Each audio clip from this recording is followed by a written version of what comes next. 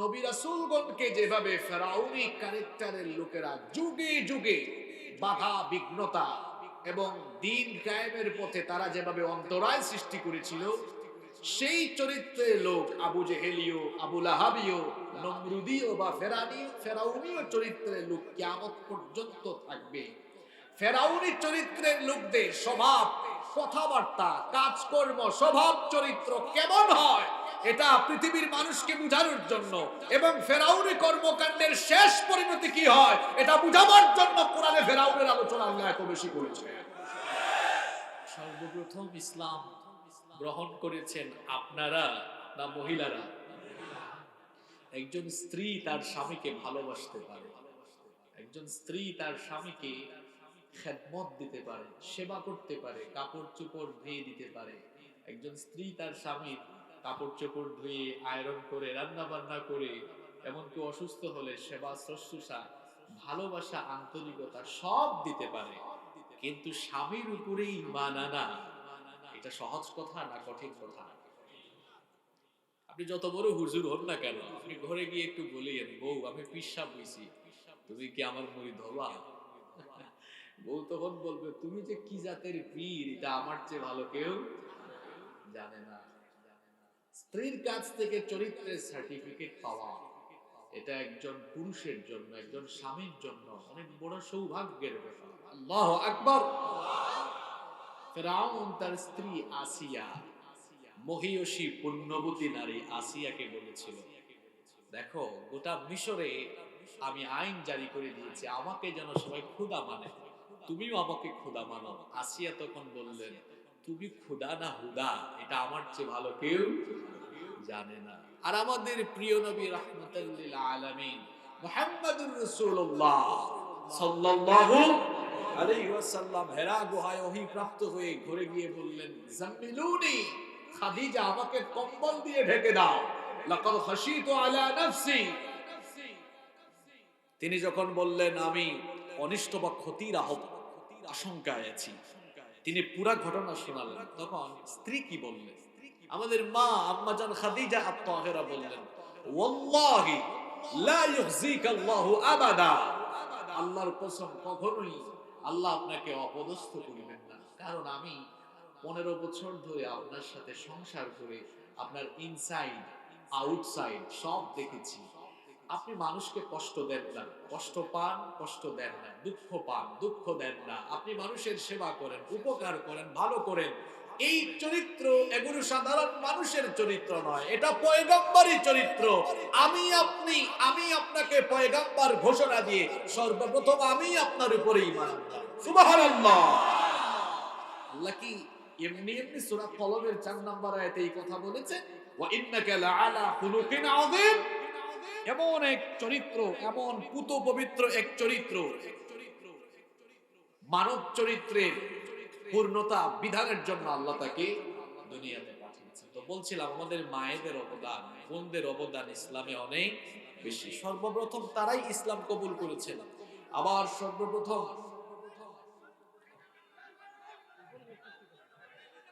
বসেন ভাইরা, বসেন বসেন, এগুলোরও দরকার আছে, দরকার আছে না? এগুলোর দরকার আছে না? আপনারা যদি বলেন দরকার নাই তাহলে তারা নিয়ে যাবে। আমাকে আপনারা চিনছেন কি দিয়ে? এগুলো আপনাদের ঘরের, আপনাদের পরিবারের মায়েরা বোনেরা আগে স্টার জলসা, এই যে পাখি পুখির দেশ বের হয়েছিল না, এসব ভাবি যাবি জিনিস পরকীয়া এগুলো শিখতো ইন্ডিয়ান সিরিয়াল দেখে দেখে। এই ক্যামেরাম্যান ভাইদেরকে আপনারা একটা ধন্যবাদ দেন, তারা ক্যামেরা নিয়ে নিয়ে বের হয়ে ওয়াজ মাহফিল রেকর্ড করে ইউটিউবে ছেড়ে দিয়েছে বলে আপনাদের ঘরের মা বোনরা অশ্লীলতার পথ ছেড়ে দিয়ে এখন তারা দ্বীনের পথ বেছে নিয়েছে। তাদেরকে একটা সালাম দেন, আরো জুড়ে সালাম দেন। সালাম মানে হলো তাদের উপর শান্তি নাযিল করেছেন আপনারা, খারাপ কিছু করেছেন? সালাম মানে দোয়া, আপনারাও জবাব দিয়ে দেন। আচ্ছা এখানে ক্যামেরা থেকে আপনি আমাকে দেখবেন ভাই, ঠিক আছে? আপনি আমার কথা শুনুন। আমার মা বোনরা এসেছেন, তাদের উদ্দেশ্য আজকে আমি অনেক কথা বলবো ইনশাআল্লাহ। আল্লাহ আমার মা বোনদেরকে কবুল করে নেন। 4 দিন ব্যাপী মাহফিলের শেষ রজনী আজকে। আমরা জানি না আগামী বছর এই মাহফিলটা আর পাবো কিনা। এই জন্য আজকে আলোচনার শেষে আপনাদেরকে নিয়ে আবেগ ঘন মুনাজাত হবে ইনশাআল্লাহ। আমরা সবাই মুনাজাতে থাকবো তো। চট্টগ্রামে, সিলেটে একাধিক দিনের মাহফিল হলে, একদিনের বেশি মাহফিল হলে মানুষ শেষের দিন অনেক বেশি আসে, অনেকে আসে শুধু মুনাজাতে শামিল হওয়ার জন্য। কারণ একটা মাজমা, হাজার হাজার মানুষ যেখানে হয় সেখানে দোয়া কবুলেরও একটা সম্ভাবনা থাকে। আমরা মুনাজাত পর্যন্ত ধৈর্য ধারণ করে হিদায়াতের উদ্দেশ্যে যেন আলোচনা শুনতে পারি, আল্লাহ তাআলা আমাদেরকে সেই তৌফিক দান করুন। আমি আরো হেতুক কথা বলবো না, সরাসরি আলোচনায় প্রবেশ করি। প্রিয় টাঙ্গাইলবাসী, আমি কোরআনুল কারীমের একটি সূরা মাত্র একটা আয়াত তেলাওয়াত করেছি। এই আয়াতকে সামনে রেখে কোরআন সুন্নাহর আলোকে বাস্তব নির্ভর এবং হিদায়াতি কিছু কথা তুলে ধরবো বিইذنিল্লাহ। আপনারাও যেন হেদায়েতের মন মানসিকতা নিয়ে শুনতে পারেন। আল্লাহ আমাদের সবাইকে সেই তৌফিক দান করেন, বলেন আমিন। আমি যে সূরাটি তেলাওয়াত করেছি কোরআনুল কারীমে 28 নম্বর সূরা, সূরাতু আল কসাসের 4 নম্বর আয়াত। আপনাদের থেকে আমি একটু রেসপন্স চাইবো, জবাব চাইবো। আজকে আমরা 28 নম্বর সূরার একটি আয়াত তেলাওয়াত করেছি। জোরে বলেন তো কত নম্বর সূরা? আরেকবার বলেন, আবার বলেন। সূরার নাম সূরাতু আল কসাস। সূরার নাম হচ্ছে সূরা কসাস। মা মা'নাল কসাস? হোয়াটস দ্য মিনিং অফ কসাস? কসাস শব্দের অর্থ কি? কসাস শব্দের অর্থ হচ্ছে ধারাবাহিক ঘটনা, কাহিনী, গল্প, গল্পসমূহ। কোরআনুল কারীমে শিক্ষণীয় অনেক ঘটনা আছে, সুন্দর এবং শিক্ষণীয় বহু ঘটনা আছে। এবং মজার ব্যাপার হলো কোরআনুল কারীমে হাজার হাজার বছর আগের ঘটনাও আছে, আবার হাজার হাজার বছর পরের কি হবে সেই ঘটনাও কোরআনে আছে। আপনারা বলবেন হুজুর অতীতের কাহিনী আছে, এটা আমরাও জানি, কিন্তু ভবিষ্যতের কাহিনীও কোরআনে আছে। এটা যদি কারো মাথায় না ঢোকে তো শুনেন, কিয়ামতের ঘটনা ঘটবে, এটা অতীত না ভবিষ্যৎ? কিভাবে ঘটবে এই ঘটনার বয়ান কি কোরআনে নেই? কিয়ামতের বড় আলামত গুলোর মধ্যে একটা আলামত হলো ইয়াজুজ মাজুজের আগমন হওয়া। সূরা কাহাফের শেষ অংশে দেখবেন সেখানে যুলকারনাইনের সাথে ইয়াজুজ মাজুজের ঘটনা এসেছে। এইরকম কোরআনে অতীতের ঘটনা, ভবিষ্যতের ঘটনা আছে। কোরআনে গল্প, কিচ্ছা কাহিনী আছে বলে এটাকে আপনি গল্পের বই বলতে পারবেন না। কোরআনে ছন্দগত মিল আছে, এক আয়াতের সাথে আরেক আয়াতের ছন্দের মিল আছে। The entire Quran has been presented in poetic form. গোটা কোরআনের শুরু থেকে শেষ পর্যন্ত, মিনাল বিদায়া ইলান নিহায়া, স্টার্টিং টু এন্ডিং, শুরু থেকে শেষ পর্যন্ত আপনি ছন্দগত মিল পাবেন। ইন্না আ'তাইনাকাল কাউসার ফাসাল্লি লিরাব্বিকা ইন্না শানিআকা হুয়াল কুল হুয়াল্লাহু আল্লাহুস লাম ইয়ালিদ ওয়া লাম ইয়াকুল লাহু কুফুওয়ান الرحمن علم القرآن خلق الإنسان علمه البيان إذا السماء انفطرت وإذا الكواكب انتثرت وإذا البحار فجرت وإذا القبور بعثرت علمت نفس ما قدمت وأخرت الله أكبر এক আয়াতের সাথে আরেক আয়াতের ছন্দের মিল আছে না নাই? ছন্দগত মিল আছে বলে এটাকে আপনি কবিতার বইও বলতে পারবেন। এখানে সায়েন্টিফিক অনেক আয়াত আছে বলে এটাকে আপনি বিজ্ঞানের বই বলতে পারবেন না। তাহলে এটাকে বিজ্ঞানের বইও বলতে পারবো না, গল্পের বইও বলতে পারবো না, ছন্দের বইও বলতে পারবো না। বলবো কি? এটা হচ্ছে হিদায়াতের মহাগ্রন্থ। এটা প্রত্যেকটা সেক্টরের মানুষকে হেদায়াত দিবে। সুবহানাল্লাহ। সূরার নাম সূরাতু আল কসাস। এই সূরার ভেতরে আমাদের জন্য সুন্দর এবং শিক্ষণীয়, আবারও বলছি, সুন্দর এবং শিক্ষণীয় ঘটনা যিনি তুলে দিয়েছেন তিনি কি? আসেন আর কথা না বাড়িয়ে সরাসরি আলোচনায় ঢুকি। আপনাদের মনোযোগ আছে তো? আজকে আমি বর্তমান বিশ্বের বাস্তবতা সামনে রেখে কথা বলবো ইনশাআল্লাহ। চলেন আমরা শুরু করি। যে আয়াত তেলাওয়াত করেছি সরাসরি সেই আয়াতের কথা, সেই আয়াতের আলোচনা আমরা শুরু করি। রব্বুল আলামিন এই সূরার 4 নম্বর আয়াতে বলছেন, ইন্না ফিরআউনা আলা ফিল আরদি ওয়া জাআলা আহলাহা শিয়া ইয়াস্তাদঈফু তাঈফাতান মিনহুম ইউযাব্বিহু আবনাআহুম ويستحيي نساءهم إنه كان من المفسدين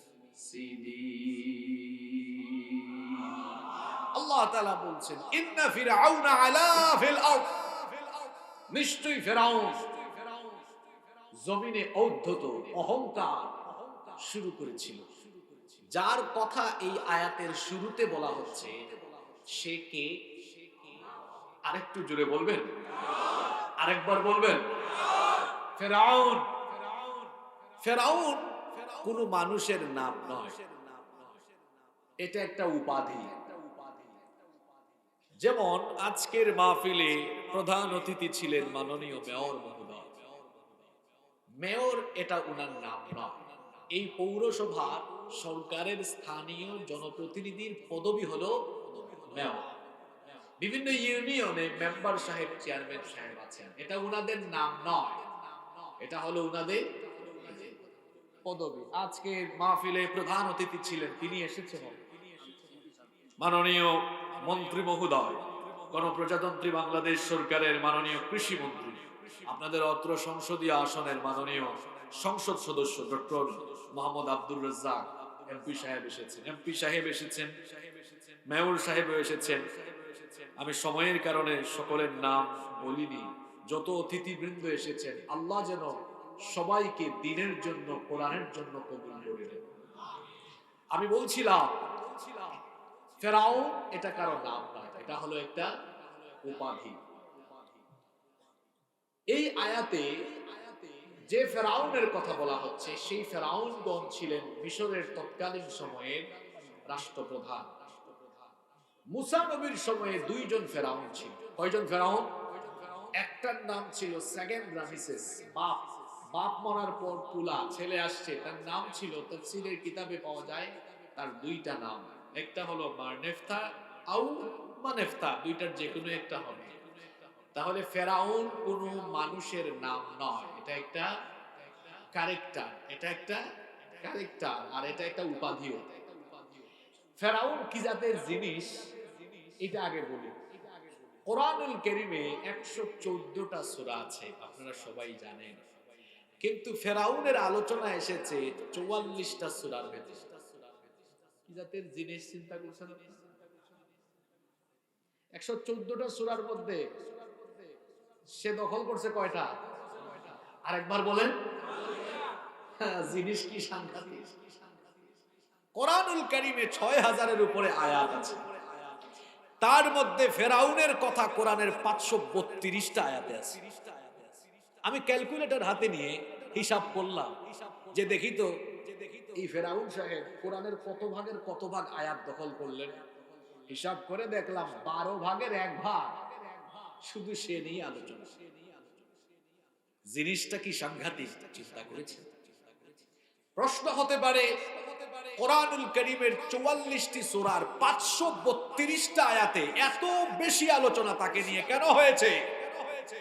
এর উত্তর হলো দুনিয়াতে আখেরি নবীর পরে আর কোন নবী বা রাসূল আসবেন না, কিন্তু নবী রাসূলগণকে যেভাবে ফেরাউনি ক্যারেক্টারের লোকেরা যুগে যুগে বাধা বিঘ্নতা এবং দ্বীন কায়েমের পথে তারা যেভাবে অন্তরায় সৃষ্টি করেছিল, সেই চরিত্রের লোক আবু জেহেলীয়, আবু লাহাবীয়, নমরুদীয় বা ফেরাউনীয় চরিত্রের লোক কিয়ামত পর্যন্ত থাকবে। ফেরাউনি চরিত্রের লোকদের স্বভাব, কথাবার্তা, কাজকর্ম, স্বভাব চরিত্র কেমন হয় এটা পৃথিবীর মানুষকে বোঝানোর জন্য এবং ফেরাউনি কর্মকাণ্ডের শেষ পরিণতি কি হয় এটা বুঝাবার জন্য কোরআনে ফেরাউনের আলোচনা আল্লাহ এত বেশি করেছে। এই আয়াতে ফেরাউনে 4টা বদ চরিত্র তুলে ধরা হয়েছে। জোরে বলেন তো কয়টা? আরেকবার বলেন। প্রথম অংশে রব্বুল আলামিন বললেন ইন্না ফিরআউনা আলা ফিল আরদ, নিশ্চয়ই ফেরাউন জমিনে অধ্যত আরম্ভ করেছিল, অহংকার শুরু করেছিল। ফেরাউন তার ক্ষমতার অহংকারে এতটা উগ্র হয়ে গিয়েছিল, ফেরাউন তার ক্ষমতার অহংকারে এতটাই উদ্ধত হয়েছিল, নিজেকে মানুষের কাতার থেকে বের করে রবের কাতারে দাঁড় করিয়েছিল, আর ঘোষণা করেছিল ফাকালা আনা রাব্বুকুমুল আ'লা। সে বলেছিল আমি হচ্ছি সবচাইতে বড় রব, সবচাইতে বড় খোদা। মানুষ কখনো মানুষের রব হতে পারে না। আমাদের রব যিনি গলার আওয়াজ বড় করে বলেন তিনি কে? আল্লাহ আমার রব, এই রবি আমার সব। আল্লাহ আমার রব, এই রবি আমার সব। দমে দমে তনু মনে তারি অনুভব। আল্লাহ আমার রব, এই রবি আমার সব। তোমার দুনিয়াতে আমি যেদিকে তাকাই, অথই নিয়ামতে ডুবে আছি সবাই। পাখালির গানে শুনে তসবিহ কলো রব, তসবিহ কলো রব। আল্লাহ আমার রব, এই রবি আমার সব। আলহামদুলিল্লাহ। ফেরাউন ঘোষণা দিয়েছিল আমি হচ্ছি সবচেয়ে বড় রব। এই আয়াতে ফেরাউনের প্রথম বদ চরিত্র বলা হয়েছে, ইন্না ফিরআউনা আলা ফিল আরদ। নিশ্চয়ই ফেরাউন জমিনে অদ্যত আরম্ভ করেছিল, আর অদ্যত করতে করতে, অহংকার করতে করতে সে নিজেকে মানুষের কাতার থেকে বের করে রবের কাতারে নিয়ে গিয়েছিল। নিজেকে সে রব বলে ঘোষণা দিয়েছিল, আর গোটা মিশরে আইন জারি করেছিল আমার এই মতের বিরুদ্ধে, আমার এই আইনের বিরুদ্ধে যারা যাবে তাদের উপরে আমি জুলুম করব, নির্যাতন করব, কথা বলার কাজ করবেন, স্বাধীনতা কেড়ে নিব। তাহলে ফেরাউনের চরিত্র ছিল নিজের মতের আইনের বিরুদ্ধে যারাই যায় তাদের উপরে সে জুলুম চালায়, দুনিয়াতে পায়। কিন্তু এমন চরিত্র এখনো দুনিয়ার নব্য ফেরাউনদের ভিতরে আছে, তাদের নিজেদের মত বা আইনের বিরুদ্ধে গেলে মানুষের উপর জুলুম করে যারা, এই যুগের নব্য ফেরাউন হলো তারা। সেই যুগের ফেরাউন আর এই যুগের। আল্লাহ বলছেন ইন্না ফিরআউনা আলা ফিল আরদ। নিশ্চয়ই ফেরাউন জমিনে অধ্যত করেছিল, অহংকার করে করে নিজেকে সে অধ্যতের এমন জায়গায় নিয়ে গিয়েছিল, তার বিরুদ্ধে গেলে সে মানুষের উপর ক্ষিপ্ত হয়ে যেত, সহনশীল ছিল না, পরমত সহিষ্ণু ছিল না, নিজে যা বলছে সেটাই, এর বাইরে গেলেই তাদেরকে ধরো মারো, এইরকম নিয়ম নীতি চার ছিল। এরপরে আল্লাহ আয়াতের দ্বিতীয় অংশে তার খাসলত, তার স্বভাব বললেন, ওয়াজআলা আহলাহা শিয়া। ওয়াজআলা, আর সে বানিয়েছে, করে দিয়েছে, আহলাহা, তার জনপদের অধিবাসীদেরকে, শিয়া, বিভক্ত, দলে দলে বিভক্ত। ওয়াজআলা আহলাহা শিয়া, আর সে তার রাষ্ট্রের, সে তার জনপদের লোকদেরকে দলে দলে বিভক্ত করে দিয়েছে। তার শাসনের একটা নীতি ছিল ডিভাইড এন্ড রুলস, বিভক্ত করো শাসন করো, বিভক্ত করো শাসন করো। ফেরাউন তার নিজের রাষ্ট্রে মানুষকে এক থাকতে দেয় নাই, দলে দলে দলে দলে ভাগ করে রেখেছে, পকেট টিম বানিয়েছে, পকেট দল বানিয়েছে, বিভিন্ন ভাবে মানুষকে দলে দলে ভাগ করে রেখেছে। কেন দলে দলে সে ভাগ করে রেখেছে? তার কারণ হলো মানুষ যদি ঐক্যবদ্ধ থাকে তো তার ফেরাউনি গদি দুর্বল হয়ে যাবে, আর মানুষকে যদি দলে দলে ভাগ করে রাখা যায় তো মানুষ ঐক্যবদ্ধ হয়ে কখনোই তার মোকাবেলা করতে পারবে না। এজন্য মানুষকে দলে দলে সে ভাগ করে রেখেছিল, নিজের গদিকে মজবুত রাখার জন্য মানুষকে দলে দলে দলে দলে ভাগ করা। এটা হচ্ছে ফেরাউনি শাসনের আরেকটা নমুনা। অবশ্য এই জাতের ফেরাউন এখন দুনিয়ায় আর নাই। যদি নাই থাকতো তাহলে আমরা পৃথিবীর 200 কোটি মুসলমান কেন 57টা রাষ্ট্রে ভাগ হব? আছে বলেই তো আমরা বিভক্ত হয়ে আছি। পৃথিবীর ফেরাউনরা কোনোদিনও চায় না 200 কোটি মুসলমান এক থাকুক, কারণ আমরা মুসলমান এক হয়ে গেলে আমাদের শক্তি বাড়বে না কমবে? বিশেষ করে 2টা বিশ্বযুদ্ধ আমাদেরকে শেষ করে দিয়েছে। উসমানীয় খেলাফতের পতনের পরে আমাদের তো আরো অধঃপতন হয়েছে। আমরা বিভিন্ন দেশে ভাগ হয়ে যাওয়ার কারণে আমরা সীমাবদ্ধতার বেড়াজালে আবদ্ধ হয়ে যাচ্ছি। সীমাবদ্ধতার বেড়াজালে কেমনে আবদ্ধ হলাম, আমার যুবক তরুণ ছাত্র ভাইদের বেশি মনোযোগ আকর্ষণ করছি আমি। দেখেন আপনাদের এই দুর্গাপুরে, এই মধুপুরের দুর্গাপুরে কোন একটা ছেলে হাফেজি শেষ করলো, দাওরায়ে হাদিস বা দাখিল মাদ্রাসা থেকে বা আলিম মাদ্রাসা থেকে দাখিল আলিম শেষ করলো। এখন সে মনে করেন যেতে চাচ্ছে সৌদি আরবের যে কোনো বিশ্ববিদ্যালয় বা মধ্যপ্রাচ্য বা আরব দেশের কোনো বিশ্ববিদ্যালয়ে পড়বে। সে চাইলেই যেতে পারবে না, স্কলারশিপের আবেদন করবে, আবেদন কবুল হলে যেতে পারবে। এখানেও অনেক ঝামেলা, তার ভিসা প্রসেসিং, কাগজপত্র, আবেদন ইত্যাদি ইত্যাদি বিষয় সম্পন্ন হওয়ার পরে সে যেতে পারবে। চাইলেই সে যেতে পারবে না। কিন্তু আমরা এই 57টা মুসলমান রাষ্ট্র যদি আমরা একই পতাকা তলে থাকতাম, আমরা একই পতাকা তলে থাকলে আমাদের আয়তন এত ক্ষুদ্র হতো না।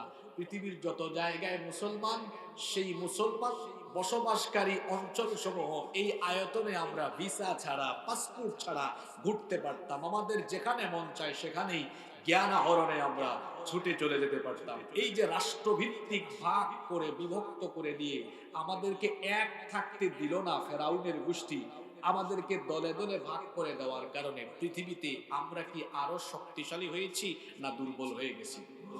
ফেরাউনরা কিন্তু এক আছে, তারা নেটও বানিয়েছে। কথা বুঝতে পারছেন আমার?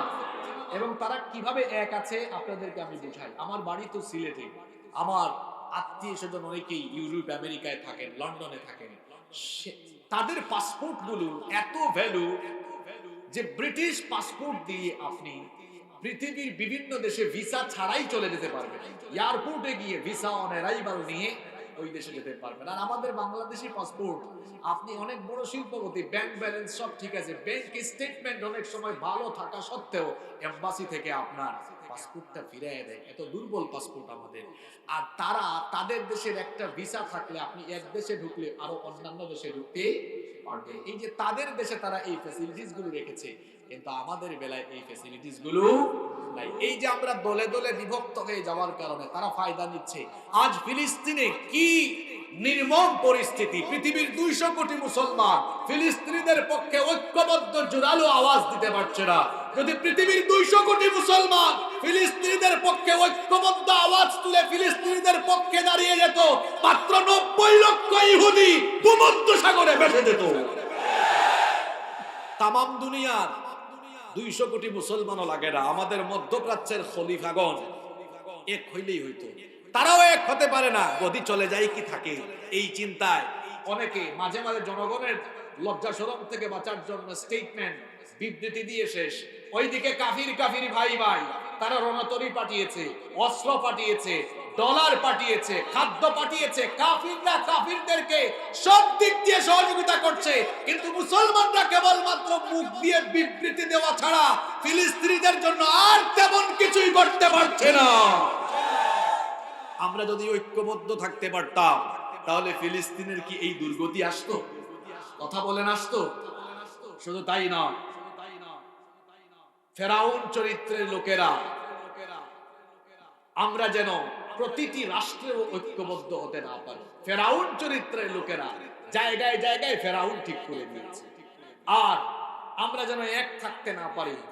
এই জন্য দুনিয়ালুভী, দুনিয়ার মোহ আছে এমন ব্যক্তিদেরকে বাছাই করে করে করে করে তারা বিভিন্ন দলে দলে মুসলমানদেরকে ভাগ করে রেখেছে।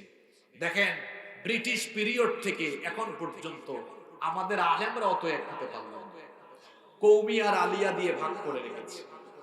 এই যে আমাদের আলেম উলামাদেরকে যদি দলে দলে ভাগ করে রাখা যায়, তাহলে ফেরাউনি ক্যারেক্টারের লোকেরা যারা চুরি ডাকাতি দুর্নীতি লুটপাট করে নিজেরা অন্যায় জগতে অপরাধ জগতে নেতৃত্ব দিয়ে মানুষকে জিম্মি করে রাখতে চায়, আলেম উলামাদেরকে তারা সব সময় বিভক্ত দেখতে চায়।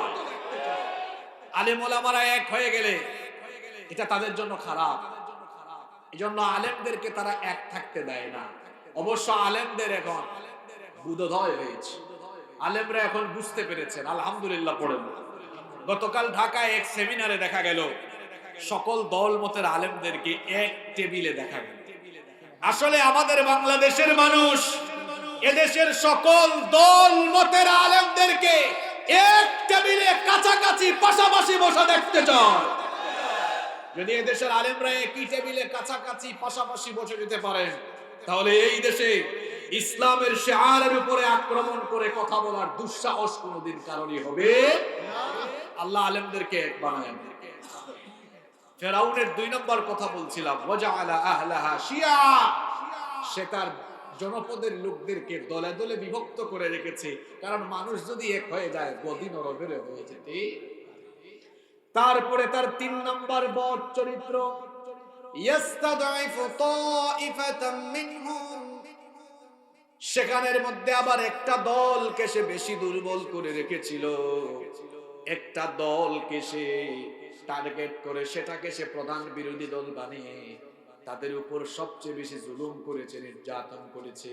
তাদের কথা বলার স্বাধীনতা, কাজকর্মের স্বাধীনতা কেড়ে নিয়ে তাদেরকে রাষ্ট্রীয় গোলামে পরিণত করেছিল। ইয়াস্তাদাইফু তাইফাতাম মিনহুম, একটা দলকে সে দুর্বল করে রেখেছিল। জুড়ে বলেন কয়টা দল? আরো জুড়ে বলেন কয়টা? এবার আসেন সেই দলের নাম কি? সেই দলের নাম হলো বানু ইসরাইল। জুড়ে বলেন দলের নাম কি? আরো জুড়ে বলেন। এখন প্রশ্ন হলো, ফেরাউন তার দেশে এত দল থুইয়া এত দল ফেলে বনি ইসরাইলকে সবচেয়ে কোণঠাসা করে রেখেছিল কেন? এর কারণ হলো, ফেরাউনরা মিশর শাসন করার আগে মিশরকে শাসন করত বনি ইসরাইল। ফেরাউনরা শাসন করার আগে মিশর শাসন করত কারা? বনি ইসরাইল। কারা? ইসরাইল এর বংশধারাকে বলা হয় বনি ইসরাইল। এটা আমি আপনাদেরকে সংক্ষেপে বলছি। আমাদের জাতির পিতা নাম কি? জোর করে জাতির পিতা হয়ে গিয়েছে? জাতির পিতা বানিয়েছেন কি? মিল্লাত আবিকুম ইব্রাহিম।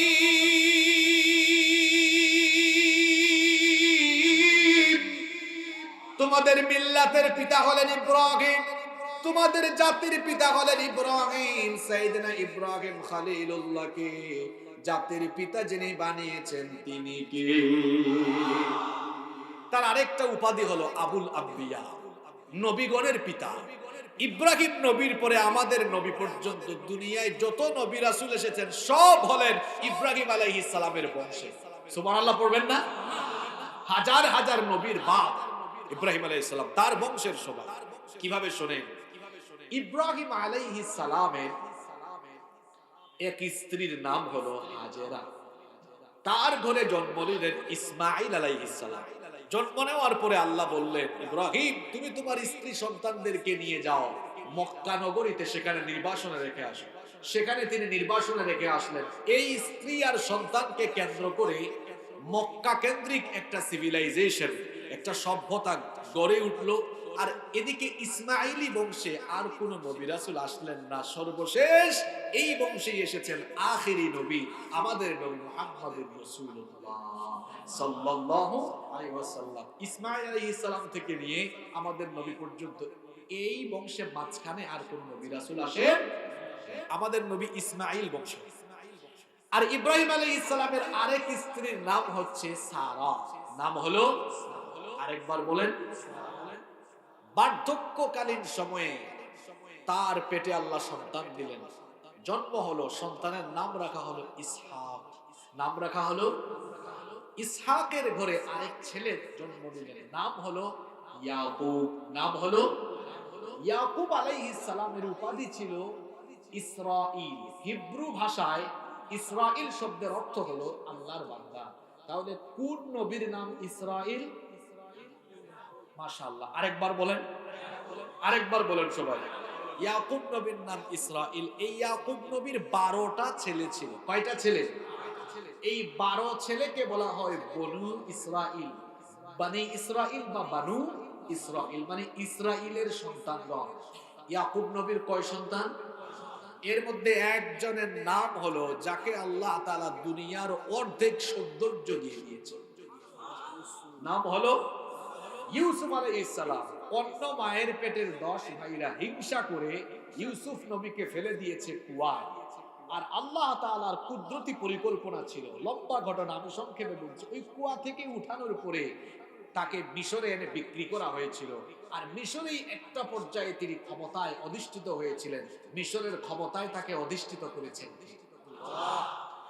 এরপরে তিনি তার বাবা এবং তার ভাই যারা বাস করতেন ফিলিস্তিনের কেনানে, তার বাবা আর ভাইরা ইয়াকুব নবী আর ইউসুফ নবীর আরো 11 ভাই, এরা সবাই থাকতেন ফিলিস্তিনে কেনানে। ওখান থেকে তাদেরকে হিজরত করিয়ে আনা হলো মিশরে। কোথায়?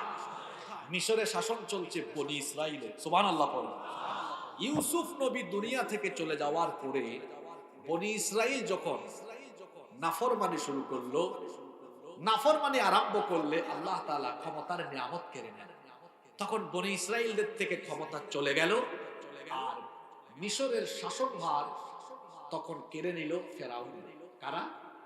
এবার ফেরাউনরা যখন মিশরের শাসন আরম্ভ করলো, তাদের ক্ষমতাকে গদিকে ঠিক রাখার জন্য মিশরের মানুষকে তারা দলে দলে ভাগ করে রেখেছে। নিজের বংশ, ফেরাউনের বংশের নাম কিপ্তি বংশ, সেই বংশকে বানিয়েছে সরকারি বংশ, সরকারি দল বানিয়ে বাকি সবাইকে বিরোধী দল বানিয়ে তার নিজের বংশের লোকদের ফ্যাসিলিটিস বাড়িয়ে দিয়ে বাকি সবার উপরে একটানা জুলুম নির্যাতন, সবাইকে কোণঠাসা করেছে। আর সবচেয়ে বেশি জুলুম করেছে কয়টা দলের উপরে? জোরে বলেন। কেন?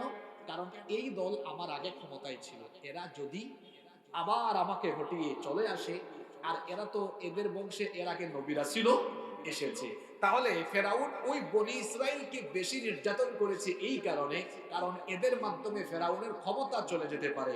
তাহলে যাদের কারণে ক্ষমতা চলে যেতে পারে তাদের কথা বলার স্বাধীনতা কেড়ে নেওয়া, চলাফেরার স্বাধীনতা কেড়ে নেওয়া, তাদেরকে ঘর বাড়িতে থাকতে না দেওয়া, তাদের সকল প্রকার স্বাধীনতা কেড়ে নিয়ে নির্মম নির্যাতন করা, এটা হলো ফেরাউনি শাসনের আরেকটা নমুনা।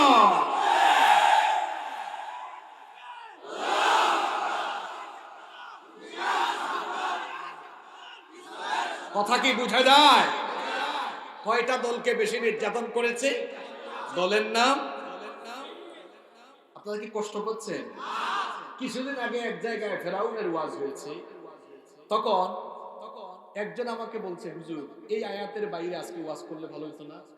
আমি বললাম, ওয়াজ হয় ফেরাউনের, ওয়াজ হচ্ছে মিশরের, মিশরের ওয়াজকে বাংলাদেশে নিয়ে আসতেন কেন? এরকম মানুষ আছে না নাই? আল্লাহ বুঝার তৌফিক দান করেন। এক জায়গায় সুদ নিয়ে ওয়াজ হচ্ছে, এলাকার টাটকা এক সুদখোর বলতেছে, হুজুর আল্লাহর ওয়াস্তে আজকে এই বিষয়টা বাদ দিয়ে দেন। সুদ নিয়ে কথা বলায় যদি সুদখোরের খারাপ লাগে, ফেরাউন নিয়ে কথা বলায় যার খারাপ লাগবে, বুঝতে হবে তার মধ্যে ফেরাউনের চরিত্র বিদ্যমান আছে। অবশ্য আমরা সবাই ঈমানদার, ঠিক কি না? আল্লাহ কবুল করেন। কষ্ট হচ্ছে আপনাদের? একটু পরে দেখবেন আপনাদেরকে কোথায় নিয়ে যায়। মনোযোগ থাকবে তো? আমি একটু পিছনে যাই। আল্লাহ বলছেন, ইন্না ফিরাউনা আলা ফিল আরদ, নিশ্চয়ই ফেরাউন জমিনে মধ্যত করেছিল 2 নাম্বার, ওয়াজআলা আহলাহা শিয়া, তার জনপদের লোকদেরকে সে দলে দলে বিভক্ত করে রেখেছিল। এরপরে আল্লাহ বলছেন, ইয়াস্তাদঈফু তাঈফাতাম মিনহুম, সেখানের একটা দলকে সে বেশি দুর্বল বানিয়েছিল, আর যেই দলকে দুর্বল বানিয়েছিল সেই দলের উপরে কি নির্মম নিপীড়ন, কি নির্মম অত্যাচার চালিয়েছে। আল্লাহ পরের অংশে বলছেন, ইউযাব্বিহু আবনাআহুম ওয়া ইয়াস্তাহয়ী নিসাআহুম। ওই বনি ইসরাইল দলের, বনি ইসরাইল বংশের উপরে সে এমন নির্যাতন চালিয়েছে, বনি ইসরাইল বংশের কোন মহিলার পেট থেকে যদি কোন ছেলে সন্তান জন্ম নিত, ছেলে সন্তান জন্ম নেওয়ার সঙ্গে সঙ্গে ফেরাউনের বাহিনী ওই ছেলে সন্তানকে ধরে জবাই করে ফেলতো। শুনতেছেন কথা আপনারা? আর যদি ওই মহিলা কন্যা সন্তান জন্ম দিত, ইয়াস্তাহি, বাঁচিয়ে রাখতো যাতে বড় হলে তাকে দাসী বানানো যায়, তাহলে ফেরাউন বনি ইসরাইল বংশের মহিলাদের পেট থেকে জন্ম নেওয়া ছোট্ট শিশু ছেলে যদি হতো তাহলে জবাই করত, আর মেয়ে সন্তান হলে বাঁচিয়ে রাখতো। এটা ছিল ফেরাউনের আরেকটা স্বভাব। প্রশ্ন হলো, হুজুর কেন সে এত ছেলে জবাই করেছে, হাজার হাজার ছেলে জবাই করেছে, এত সংখ্যক ছেলে সন্তান সে কেন হত্যা করেছে? এর কারণ হলো, ফেরাউন একবার স্বপ্ন দেখেছিল বাইতুল মুকাদ্দাসের দিক থেকে বিরাট একটা অগ্নিশিখা মিশরে ঢুকে ফেরাউনের বংশ অর্থাৎ কিপ্তি বংশে ঘর বাড়ি জ্বালিয়ে পুড়িয়ে ছাই করে দিচ্ছে, কিন্তু বনি ইসরাইল বংশের কারণে কোনো ঘর বাড়ির কোনো ক্ষতি হয় না। এই স্বপ্ন দেখার পরে ফেরাউন তার রাষ্ট্রের, ফেরাউন তার এলাকার সকল স্বপ্ন বিশারদদেরকে প্রাসাদে আমন্ত্রণ জানালো। এরপরে বলল, শোনো, আমি যে এই স্বপ্ন দেখলাম, এই স্বপ্নের ব্যাখ্যা আমাকে তোমরা বলে দাও। স্বপ্ন বিশারদগণ তখন বললেন, মহামান্য ফেরাউন, আপনার এই স্বপ্ন, এটার ব্যাখ্যা কিন্তু খারাপ। ফেরাউন তখন বলল, যতই খারাপ হোক না কেন, এই স্বপ্নের ব্যাখ্যা তোমরা আমাকে জানাও। তখন স্বপ্ন বিশারদগণ বললেন, অচিরেই বনি ইসরাইল বংশে এমন একটি শিশু সন্তান জন্ম নিবে, এই শিশু সন্তান যখন বড় হবে, তার মাধ্যমে আপনার ফেরাউনের সাম্রাজ্য পতন হয়ে যাবে। এই কথা শোনার পরে ফেরাউনের টেনশন বাড়লো না কমলো? সে তখন বলল, বনি ইসরাইল বংশে জন্ম নেওয়া ছেলে সন্তানের কারণে যদি আমার ফেরাউনের সাম্রাজ্য পতনই হয়, তাহলে এখন থেকে বনি ইসরাইল বংশের যত ছেলে জন্ম নিবে একটারেও আমি বাঁচায়া রাখবো না। সে তার সেনাবাহিনীকে জানিয়ে দিল, সাফ জানিয়ে দিল, আইন পাশ করলো, বনি ইসরাইলের কোন মহিলার ঘরে কোন সন্তান জন্ম নিলে সেই বাড়িতে যাবা, যদি সেটা ছেলে সন্তান হয় জন্মের পরে সাথে সাথে জবাই করে ফেলবা, আর যদি মেয়ে হয় তাহলে বাঁচিয়ে রাখবা। কারণ ছেলে সন্তান কোন ছেলেটা বড় হয়ে তার মাধ্যমে আমার ক্ষমতা যায় আমি তো সেটা জানি না। এখান থেকে ফেরাউনের একটা স্বভাব আমরা জানলাম, যাদের মাধ্যমে ক্ষমতা যাওয়ার সম্ভাবনা আছে সেই মানুষগুলো নিরপরাধ থাকলেও তাদেরকে নির্মমভাবে হত্যা করা, তাদেরকে দুনিয়ায় থাকতে না দেওয়া, এটা ফেরাউনের স্বভাব। তাহলে বোঝা গেল যারা বেঁচে থাকলে পরে ফেরাউনি গদি দুর্বল হয়ে পড়বে, তাদেরকে নানান কায়দায় দুনিয়া থেকে সরিয়ে দেওয়া, হত্যা করা, এটা হলো ফেরাউনি চরিত্রের আরেকটা নমুনা। ফেরাউন যখন এই আইন জারি করলো, ঠিক ওই সময়ে ছোট্ট মুসা নবী তিনি জন্ম নিলেন। তার মায়ের তখন দুশ্চিন্তা বেড়ে গেল। আপনাদের মনোযোগ আছে না গেছে? আছে তো? মুসা নবীর মায়ের টেনশন বেড়ে গেল, এই যে আমার ছেলেটার জন্ম হলো, ফেরাউনের বাহিনী যদি এই খবরটা শুনে তো আমার এই ছেলেটাকে তারা ধরে জবাই করে ফেলবে। তিনি এমন দুশ্চিন্তায় পড়ে আছে। এমন সময় মুসা নবীর মায়ের অন্তরের মধ্যে ইলহাম যিনি ঢেলে দিলেন তিনি কি? আল্লাহ তাআলা বললেন, আমার বান্দী তুমি দুশ্চিন্তা করো না, আনিকদি ফিহি ফিত্তাবুতি ফিল ইয়াম, একটা সিন্ধুক আনো, সিন্ধুক এনে তোমার এই ছোট্ট ছেলেকে সিন্ধুকের ভেতরে ঢুকিয়ে দাও, এরপরে সিন্ধুকটাকে নদীর মধ্যে ভাসিয়ে দাও। সদ্য জন্ম নেওয়া একটা সন্তানকে সিন্ধুকের ভেতরে ঢুকিয়ে ভাসিয়ে দেওয়া, এটা একজন মায়ের জন্য সহজ না কঠিন কাজ? অনেক কঠিন কাজ। আল্লাহ যখন এই আদেশ দিলেন, মুসা নবীর মায়ের মনটা আরো বিষণ্ণ হয়ে গেল। তখন আল্লাহ তাআলা মুসা নবীর মাকে জানিয়ে দিলেন, আল্লাহ তাআলা বললেন, ওয়ালা তাখাফি ওয়ালা তাহজানি ইন্না রাদ্দুহু ইলাইকি ওয়া জা'iলুহু মিনাল মুরসালিন। আমার বান্দী তুমি ভীত হয় না, সন্ত্রস্ত হয় না, তুমি কোনো দুশ্চিন্তা করো না, অতি শীঘ্রই তোমার সন্তানকে আমি তোমার কোলে আবার ফিরায় দেব, এবং আমি আল্লাহ ওয়াদা করছি তোমার এই সন্তানকে আমি রাসূল বানাবো। মুসা নবীর মায়ের টেনশন এবার কমে গেল। তিনি এবার একটা সিন্ধুকের ভেতরে তার ছোট্ট ছেলেটাকে ঢুকিয়ে সিন্ধুকটাকে নদীতে ভাসিয়ে দিলেন। আর তার মেয়েকে বললেন, মা গো, তোমার ভাইয়ের দিকে নজর রাখো, নদীর তীরে ধরে হাঁটো, দেখো সিন্ধুকটা স্রোতের সাথে ভাসতে ভাসতে কোথায় যায়। মুসা নবীর বোন এবার নদীর তীরে হেঁটে হেঁটে সিন্ধুকের দিকে নজর রাখছেন। সিন্ধুকটা নদীর স্রোতের সাথে চলতে চলতে চলতে চলতে ফেরাউনের ঘাটে গিয়ে ভিড়ল। ফেরাউনের পুণ্যবতী স্ত্রী, মহিয়সী শ্রেষ্ঠ নারী আসিয়া, তিনি তার দাসীদেরকে বললেন, দেখো তো ঘাটের মধ্যে একটা সিন্ধুক আসলো, সিন্ধুকের ভেতরে হয়তো কোনো রত্ন পাওয়া যাবে, হয়তো কোনো কিছু পাওয়া যেতে পারে, কোথা থেকে এটা আসলো। এটা একটু নিয়ে আসো দেখি এটার ভেতরে কি আছে। দাসীরা সিন্দুকটা আনার পরে সিন্দুকটা তারা যখন খুললো, আসিয়া ছিলেন নিঃসন্তান নারী, কোন সন্তানাদি ছিল না। নবীদের চেহারার মধ্যে মায়া থাকে কম না বেশি? আল্লাহওয়ালা মানুষদের চেহারা সুন্দর হয়, কালো যদি হয়, চেহারাটা যদি কালো হয়, যদি নামাজি হয়, দেখবেন চেহারার মধ্যে একটা মায়া আছে, চেহারার মধ্যে একটা নূর আছে। কারণ যে মানুষ আল্লাহর দ্বীন মানে, আল্লাহর হুকুম মানে, আল্লাহর হুকুমাকাম বিধান মানে, তার উপরে একটা রহমত আছে না নাই? দেখবেন আমার সম্মানিত ইমাম সাহেব, আমার ইমাম সাহেব ভাই মাত্র 12,000 15,000 টাকা তিনি বেতন পান।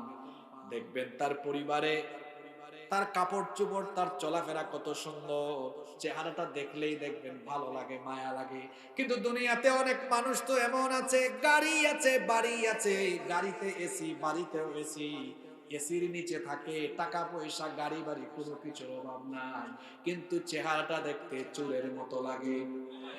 লাগবেই তো, কারণ খায় তো মানুষের মাল, জনগণের মাল খায় তো, চুরি চামারি দুর্নীতির মাল, এই জন্য চেহারায় হারামের একটা ছাপ আছে না নাই? নবীদের চেহারার মধ্যে একটা মায়া ছিল, নবীদের চেহারা বড় সুন্দর ছিল। যখন ফেরাউনের স্ত্রী আসিয়ার দাসীরা সিন্দুকটা খুললেন, ফুটফুটে সুন্দর চেহারা, ছোট্ট শিশু মুসা নবীর চেহারা দেখে আসিয়া নিজেকে আর নিয়ন্ত্রণ করতে পারলেন না। সঙ্গে সঙ্গে ওই শিশুটাকে তিনি সিন্দুক থেকে উঠাইয়া নিজের কুলে নিয়ে নিলেন। এমন সময় ফেরাউন চলে আসলো। ফেরাউন এসে বলল, কি ব্যাপার আসিয়া, এত সুন্দর চেহারার শিশু তোমার কুলে দেখা যায়, এটা ছেলে না মেয়ে? আসিয়া বললেন, ছেলে। তো কোথায় পেয়েছো এটা? তখন আসিয়া পুরো ঘটনা শোনালেন। ফেরাউন বলল, আমি এমনি টেনশনে মরি, একটু তার থেকে সিন্ধুকে ভেসে ভেসে ছেলে এটা আসছে, মনে হয় এটা বনি ইসরাইল বংশের সন্তান হতে পারে, এখনই দাও আমার কাছে, আমি ধইরা এখনই জবাই করে ফেলি। ফেরাউনের পুণ্যবতী স্ত্রী আসিয়া তখন তার স্বামী ফেরাউনকে কি বললেন, তার কথা আল্লাহর এত ভালো লাগলো, আল্লাহ সেই কথাটাকে কোরআনের ভেতরে উঠায়া দিলেন। আসিয়া তখন বললেন, ওয়াকালাত ইমরাআতু ফিরআউনা কুররাতু আইনিন লি ওয়া লাক লা তাকতুলুহু আসা আন ইয়ানফা'না আও নাত্তাখিযাহু ওয়ালাদা। ফেরাউনের স্ত্রী আসিয়া তখন বললেন, প্রিয়তম স্বামী আমার ফেরাউন, শোনো, এই শিশুটাকে হত্যা করো না, লা তাকতুলুহু, এটাকে হত্যা করো না, তাকাও তাকাও, তাকিয়ে দেখো কত সুন্দর চেহারা, কুররাতু আইনিন লি ওয়ালা, এটার দিকে তাকালেই তো চক্ষু শীতল হয়ে যায়, নয়নটা জুড়িয়ে যায়, এই সন্তানটাকে হত্যা করো না, এটা আমাদের দুজনের জন্য চক্ষু শীতলকারী হয়ে যেতে পারে, আমাদের তো কোনো সন্তান নাই, নাত্তাখিদাহু ওয়ালাদা, আমরা এটাকে চলো সন্তান হিসেবে গ্রহণ করি, তুমি ভয় পেও না, অনিষ্টের আশঙ্কা করো না, আসা আইয়ানফানা, হয়তো এই শিশু আমাদের কাজে লাগতে পারে, উপকারে লাগতে পারে। আসিয়ার কথায় ফেরাউনের মন নরম হয়ে গেল, দিল নরম হয়ে গেল। ফেরাউন তখন বলল, ঠিক আছে আসিয়া, তুমি যেহেতু চেয়েছো, এটাকে আমি মানলাম না, বাঁচিয়ে রাখলাম। ফেরাউন যে মুসার টেনশনে হাজার হাজার শিশু হত্যা করে, ওই মুসাকে ফেরাউনের ঘরে ঢুকাইয়া দিয়েছেন কি? ফেরাউন চরিত্রের লোকেরা, ফেরাউন তার ক্ষমতার জন্য হাজার হাজার শিশু হত্যা করেছে যাতে তার ক্ষমতা না যায়, কিন্তু দেখা গেল তার ঘরেই, তার ঘরের খাবার দাবার খায়া যে শিশু বড় হয়েছে, তার মাধ্যমে ক্ষমতা গিয়েছে।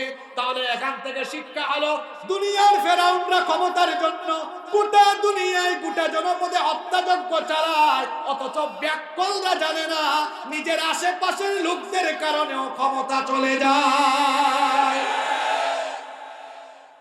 এই ফেরাউন মুসার টেনশনে এত সন্তান হত্যা করেছে, এই মুসা ফেরাউনের ঘরে ঢুকাই দিয়েছেন কে? আরো জোরে বলেন কে? আপনাদের কি খারাপ লাগছে?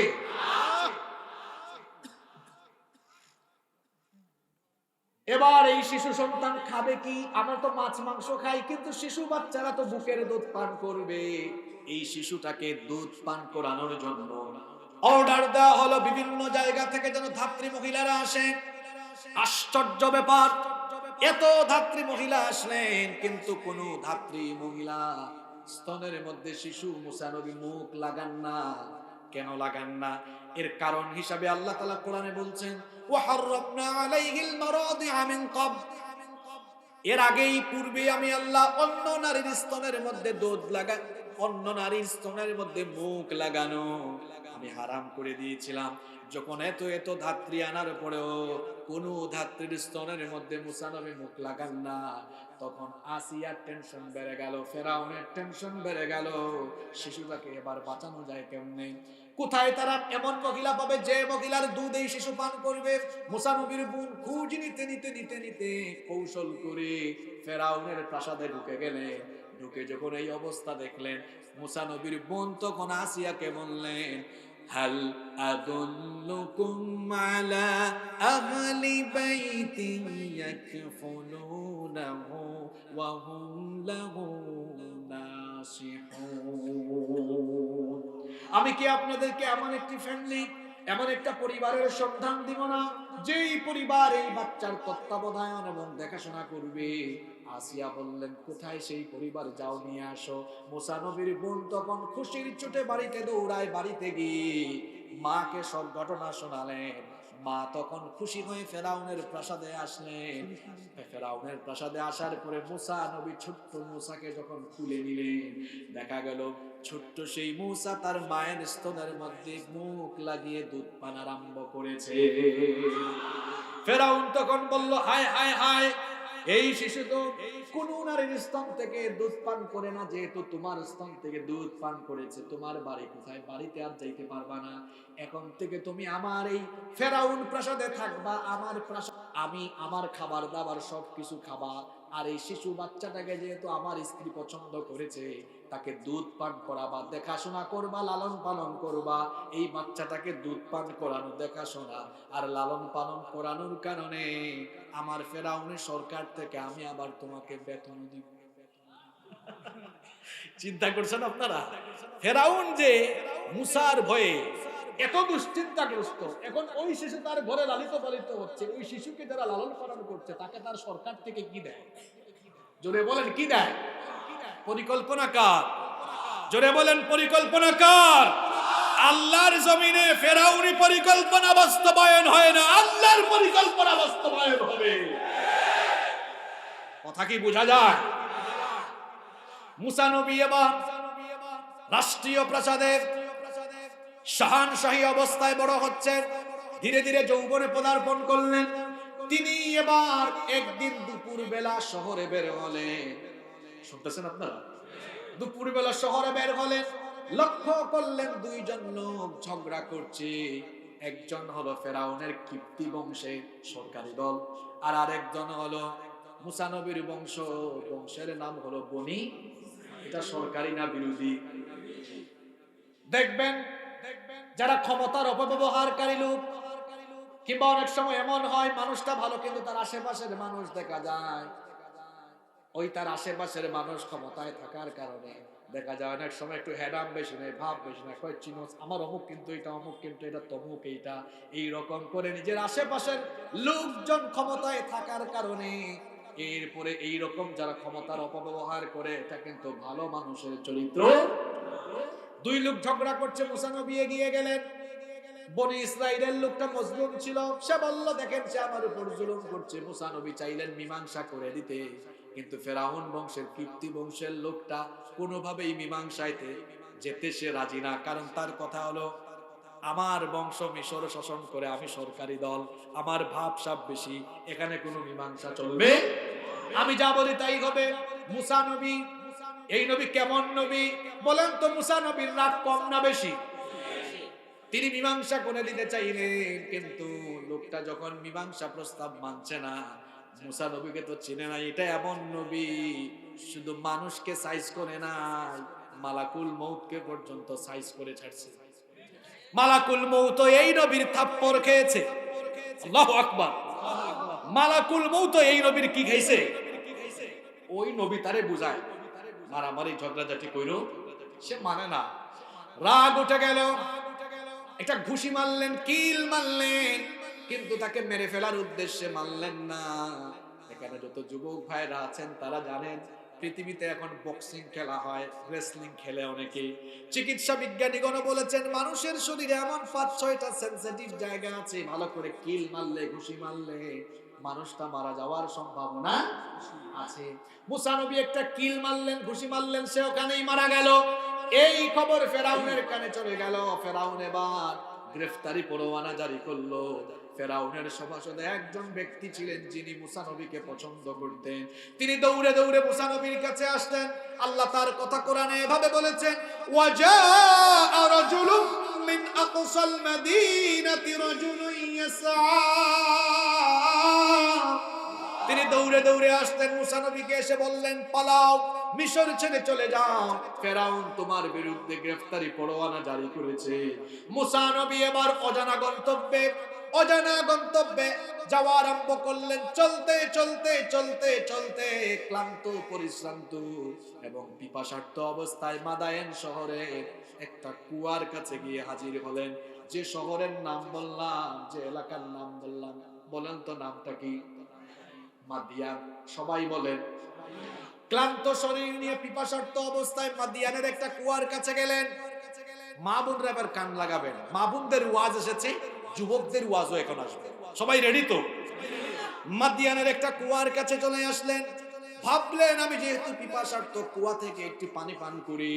কিন্তু কুয়ার কাছে গিয়ে দেখলেন লম্বা সিরিয়াল, অনেক রাখাল ছেলেরা, রাখাল যুবকেরা পশুর পালকে পানি পান করানোর জন্য সিরিয়াল দিয়ে বসে আছে।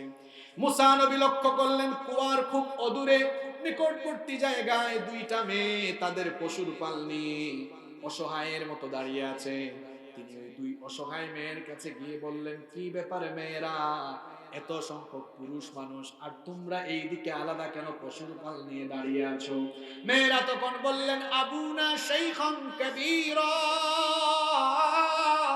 আমাদের বাবা অতিশয় বৃদ্ধ মানুষ, বার্ধক্যের কারণে পশুর পাল নিয়ে তিনি মরুভূমিতে আসতে পারেন না।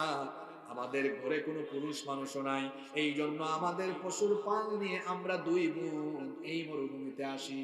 আর আমরা মরুভূমিতে আসার পরে পশুর পালকে পানি পান করানোর জন্য এই কুয়ায় আসি। কিন্তু এই যুবকেরা যতক্ষণ তাদের পশুর পালকে পানি পান করিয়ে না যায় ততক্ষণ পর্যন্ত আমরা এখানে অপেক্ষা করি। তারা পানি পান করানোর পরে আমরা যাই, আমরা পানি পান করিয়ে বাড়িতে যাই। এখান থেকে শিক্ষা নেন বোনেরা, মায়েরা, হাজার হাজার মা বোনরা মাহফিলে এসেছেন, এখান থেকে শিক্ষা নেন। এই যে দেখেন দুইটা মেয়ে, দিনদার মেয়ে, পুরুষ মানুষ আছে বলে পুরুষদের সাথে গিয়ে ঠেলাঠেলি ঘেঁষাঘেঁষি করে না। কিন্তু আমার দেশে এমন বহু মহিলা আছে পুরুষের সাথে ঠেলাঠেলি ঘেঁষাঘেঁষি করে চলাফেরা করে, আছে না নাই? একজন দিনদার মহিলা কখনো পুরুষের সাথে ঠেলাঠেলি রেষারেষি ঘেঁষাঘেঁষি করে চলবে না। কিন্তু দেখবেন অনেক বোনেরা আছেন বাজারে ঘাটে রাস্তাঘাটে পুরুষের সাথে ঠেলাঠেলি কইরা হাঁটে। এটা কোনো ভালো মুমিনা নারীর বৈশিষ্ট্য হতে পারে না। মায়েরা, বোনেরা, বাড়ি থেকে যখন বের হবেন পর্দা করে বের হবেন। পুরুষদের থেকে একটু দূরত্ব মেনটেন করে চলবেন। নিজেরা পথে ঘাটে রাস্তাঘাটে চলার সময় পর্দা মেনটেন করবেন। অনেক মা বোনেরা আছেন বাড়ি থেকে বের হওয়ার সময় 2 ঘন্টা 3 ঘন্টা সাজগুজ করে, এক ভাই তার বউ নিয়ে বের হচ্ছেন, 2 ঘন্টা হয়ে যায়, ভাবির এখনো সাজগুজ শেষ হয় না। ভাই তখন বলল, কই গো বউ আমার, এতক্ষণ হলো কি করো? কয় আশকারাটা শেষ করছি, মাস্কারাটা লাগাইনি। আরো 20 মিনিট পরে যখন বলে, কই গো তোমার কি হলো? কয় সব তো শেষ, এখন একটু লিপস্টিকটা দিয়ে ফেলি। যে মহিলা ঘর থেকে বের হওয়ার আগে 2 ঘন্টা 3 ঘন্টা সাজগুজ করে, এই মহিলার চরিত্র ভালো না। পর পুরুষকে দেখাবার জন্য নিজেকে সে প্রস্তুত করে।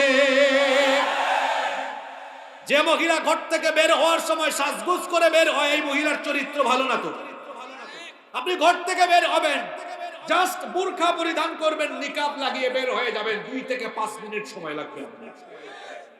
সাজগুজ করবেন আপনার স্বামীর জন্য। হাজার হাজার মায়েরা বোনেরা এসেছেন, আমি শুনেছি। আমার বোনদেরকে বলবো, স্বামীর জন্য সাজগুজ করবেন, স্বামীর জন্য নিজেকে প্রস্তুত করবেন। অনেক বোনেরা আছে নিজের হাজবেন্ডের সামনে কাজের বুয়া কামলা বেডির মতো থাকে, আর যখন মধুপুরে যায়, টাঙ্গাইলে যায়, জরিনা আর সকিনার মতো সাজগুজ করে যায়। জরিনা সকিনার মতো সাজগুজ করে টাঙ্গাইলে আর মধুপুরে যাইতে আপনাকে কে বলেছে? আপনি সাজগুজ করবেন আপনার স্বামীর সামনে, এত জোরে ঠিক কইলেন। আপনারাও তো কিন্তু কম না। সকালবেলা 10টার সময় বাড়ি থেকে বের হলে বের হয়ে যান নবাবজাদা নসরুল্লাহর মতো, আর বউয়ের সামনে থাকে কামলা বেড়ার মতো। এটাও ঠিক। নিজের স্ত্রীর সামনে আপনি পরিচ্ছন্ন পরিপাটি থাকবেন, স্ত্রীর সামনে নিজেকে আপনি আকর্ষণীয় রাখবেন। আকর্ষণীয় থাকা মানে হলো এই নয় যে আপনি একদম নতুন নতুন কাপড় পরে থাকবেন, বিষয়টা এমন নয়। মানে গুছালো থাকবেন, পরিচ্ছন্ন থাকবেন, আপনার স্ত্রীর চাহিদা মতো আপনি নিজেকে তার সামনে সেভাবে উপস্থাপন করবেন। ঠিক সেভাবে আমার বোনেরা যারা শুনছেন, আপনিও আপনার হাজবেন্ডের সামনে নিজেকে এমন ভাবে প্রেজেন্ট করবেন। শুনেন, আপনি আপনার স্বামীকে এমন ভাবে আপনার দিকে আকৃষ্ট করে রাখবেন যাতে আপনার হাজবেন্ডের চোখ কোনোদিন আপনার থেকে অন্য কারো দিকে আর না যায়। ঠিক সেভাবে আপনারাও নিজেকে এমন ভাবে প্রস্তুত রাখবেন যেন আপনার স্ত্রীর চক্ষু আপনার থেকে অন্য কারো দিকে না যায়। তাহলে বোনরা যারা আছেন, বোনরা বাড়ি থেকে পর্দা করে বের হবে। অবশ্য আমরা যখন হুজুররা পর্দার কথা বলি, তখন এক শ্রেণীর মানুষ আছে, তারা বলে এই দেশে মোল্লারা নারীদেরকে প্যাকেট কইরা আটকায়া নারী উন্নতি আর নারী অগ্রগতি আটকায়া দিল। আমার ঘটনা একটা মনে পড়েছে, বলবো। এক এলাকায় এক লোক মুরগির খামার করেছে। কিসের খামার? এখন মুরগিকে নেট দিয়ে দেওয়াল দিয়ে আটকায় রেখেছে। একদিন এক শিয়াল এসে বলে, আহারে মুরগিগুলা, তোদেরকে দেখে কত কষ্ট হয় আমার, তোরা জানোস? দেখ আমার দিকে তাকা, আমি স্বাধীন, যেখানে সেখানে যেতে পারি, আর তোরা, তোদের মালিক তোদেরকে এখানে আটকায় রেখেছে। তখন এক মুরগি বাকিদেরকে বলল, এর কথায় বিভ্রান্ত হয় না। সে চায় আমরা যেন এই আবদ্ধ জায়গা থেকে একটু বের হই, তারপর সেজন্য আমাদেরকে গ্রাস করতে পারে, ভক্ষণ করতে। শিয়াল সব সময় মুরগির স্বাধীনতা যেমন চায়, লুচ্চা বদমাইশরাও নারীদেরকে সব সময় তাদের সামনে বেপরোয়া অবস্থায় দেখতে চায়। ঠিক আছে কথা? সব কথা সহজ করে বললে হয় না। যেমন কুকুর তেমন মুহুর দরকার। এদেরকে সভ্য ভাষায় বললেও এরা শোনে না। প্রাচ্যের অক্সফোর্ড নামে খ্যাত ঢাকা বিশ্ববিদ্যালয়, জাহাঙ্গীরনগর বিশ্ববিদ্যালয়, জগন্নাথ বিশ্ববিদ্যালয় সহ দেশের বহু বিশ্ববিদ্যালয়গুলোতে আমাদের বোনেরা পর্দা করে পরীক্ষার হলে যেতে পারে না, পর্দা করে ক্লাসরুমে যেতে পারে না। বাংলাদেশের বিভিন্ন কলেজে আমাদের বোনেরা পর্দা করে যেতে পারে না। কিছু শিক্ষক নামের মানুষকে আমরা দেখি, তারা আমাদের বোনদেরকে বেপর্দা করতে ক্লাসে বাধ্য করে। আমরা তাদেরকে বলবো, যদি মেয়েদের চেহারা এতই দেখতে মন চায়, ঘরে গিয়ে নিজের বউয়ের চেহারা দেখেন। কলেজ আর বিশ্ববিদ্যালয়ের মেয়েদেরকে এত বেপর্দা বানাইতে মন চায় কেন? নাকি ওই ঘটনার শিয়ালের মতো আপনার চরিত্র? আল্লাহ যেন এদেরকে হেদায়েত দেয়। কষ্ট হচ্ছে আপনাদের? 15-20 মিনিট থাকবেন তো আপনারা? আজকে মুনাজাতের আগে উঠতে পারবেন ইনশাআল্লাহ। কোথায় ছিলাম মনে আছে? বলেন তো কোথায় ছিলাম? কুয়ার কাছে। কিসের কাছে? কুয়ার কাছে। ওই দুই মেয়ে বললেন, আমাদের বাবা বৃদ্ধ মানুষ, এই জন্য আমরাই এসেছি। যুবকরা যখন পশুর পালকে পানি পান করায় চলে যাবে, তখন আমরা আমাদের পশুর পালকে পানি পান করাবো। তিনি তখন বললেন, ঠিক আছে, আজকে তোমাদের পশুর পালকে আমি পানি পান করায় দেই, তাড়াতাড়ি বাড়িতে চলে যাও। তিনি আবার পশুর পালকে পানি পান করায় দিলেন। মেয়েরা আজকে তাড়াতাড়ি বাড়িতে চলে আসলো। এই দুই মেয়ে ছিল নবীর মেয়ে, নাম হলো শুআয়ব আলাইহিস সালাম, যাকে আল্লাহ মাদিয়ানবাসীদের জন্য নবী বানিয়েছিলেন। শুআয়ব আলাইহিস সালাম মেয়েদেরকে বললেন, কি ব্যাপার মেয়েরা, প্রতিদিন বাড়িতে দেরি করে আসো, আজকে কেন এত তাড়াতাড়ি চলে আসলে? মেয়েরা ঘটনা শোনালো। তখন শুআয়ব আলাইহিস সালাম বললেন, যেহেতু ছেলেটা তোমাদেরকে সাহায্য করেছে, আমার কাছে নিয়ে আসতা, তাহলে আমি তাকে খুশি হয়ে কিছু হাদিয়া দিতাম, পুরস্কার দিতাম। সুবহানাল্লাহ। ওইদিকে মুসা নবী ওই কুয়া থেকে পানি পান করে একটা গাছের ছায়ার নিচে বসে আছেন আর আল্লাহর কাছে দোয়া করছেন, আল্লাহ, অজানা এলাকায় এসেছি, একটা মানুষও পরিচিত নাই, থাকা খাওয়ার একটা ব্যবস্থা করে দাও। কেমনে আল্লাহ দোয়া কবুল করে ব্যবস্থা করে দিলেন শুনেন। শুআয়ব নবী মেয়েদেরকে বললেন, যেহেতু ছেলেটাকে তোমরা আনলা না, এখন যাও ওই কুয়ার কাছে গিয়ে দেখো সে আছে কিনা, যদি থাকে তো আমার কাছে নিয়ে আসো, তাকে একটু হাদিয়া দেই। মেয়েরা এবার চলে গেলেন, গিয়ে দেখলেন একটা গাছের নিচে মুসা নবী তখন বসে আছেন, তারা মুসা নবীর কাছে গেল। মুসা নবী তখনও তিনি নবী হন নাই, যুবক মানুষ। ওই দুইটা মেয়ের সামনে তিনি তখন তার চক্ষুটাকে নিচের দিকে রেখে লজ্জাশীল হয়ে কথা বললেন। যুবকদের ওয়াজ চলে এসেছে। ও যুবক ভাইরা দেখো, এই যে মুসা নবী দুই মেয়ের সাথে কথা বললেন, চোখে চোখ রাখলেন না, নিচের দিকে তাকিয়ে কথা বললেন। কিন্তু আমার যুবক ভাইরা যখন রাস্তায় হাঁটে, দুই তিনটা মেয়ে হেঁটে গেলে যদি সুন্দরী হয় তো একটা আরেকটারে কয়, দুস্থ কি যে দেখলা, মাথা আমার ঠিক নাই। এটা দেখতে কইছে কে আপনাকে?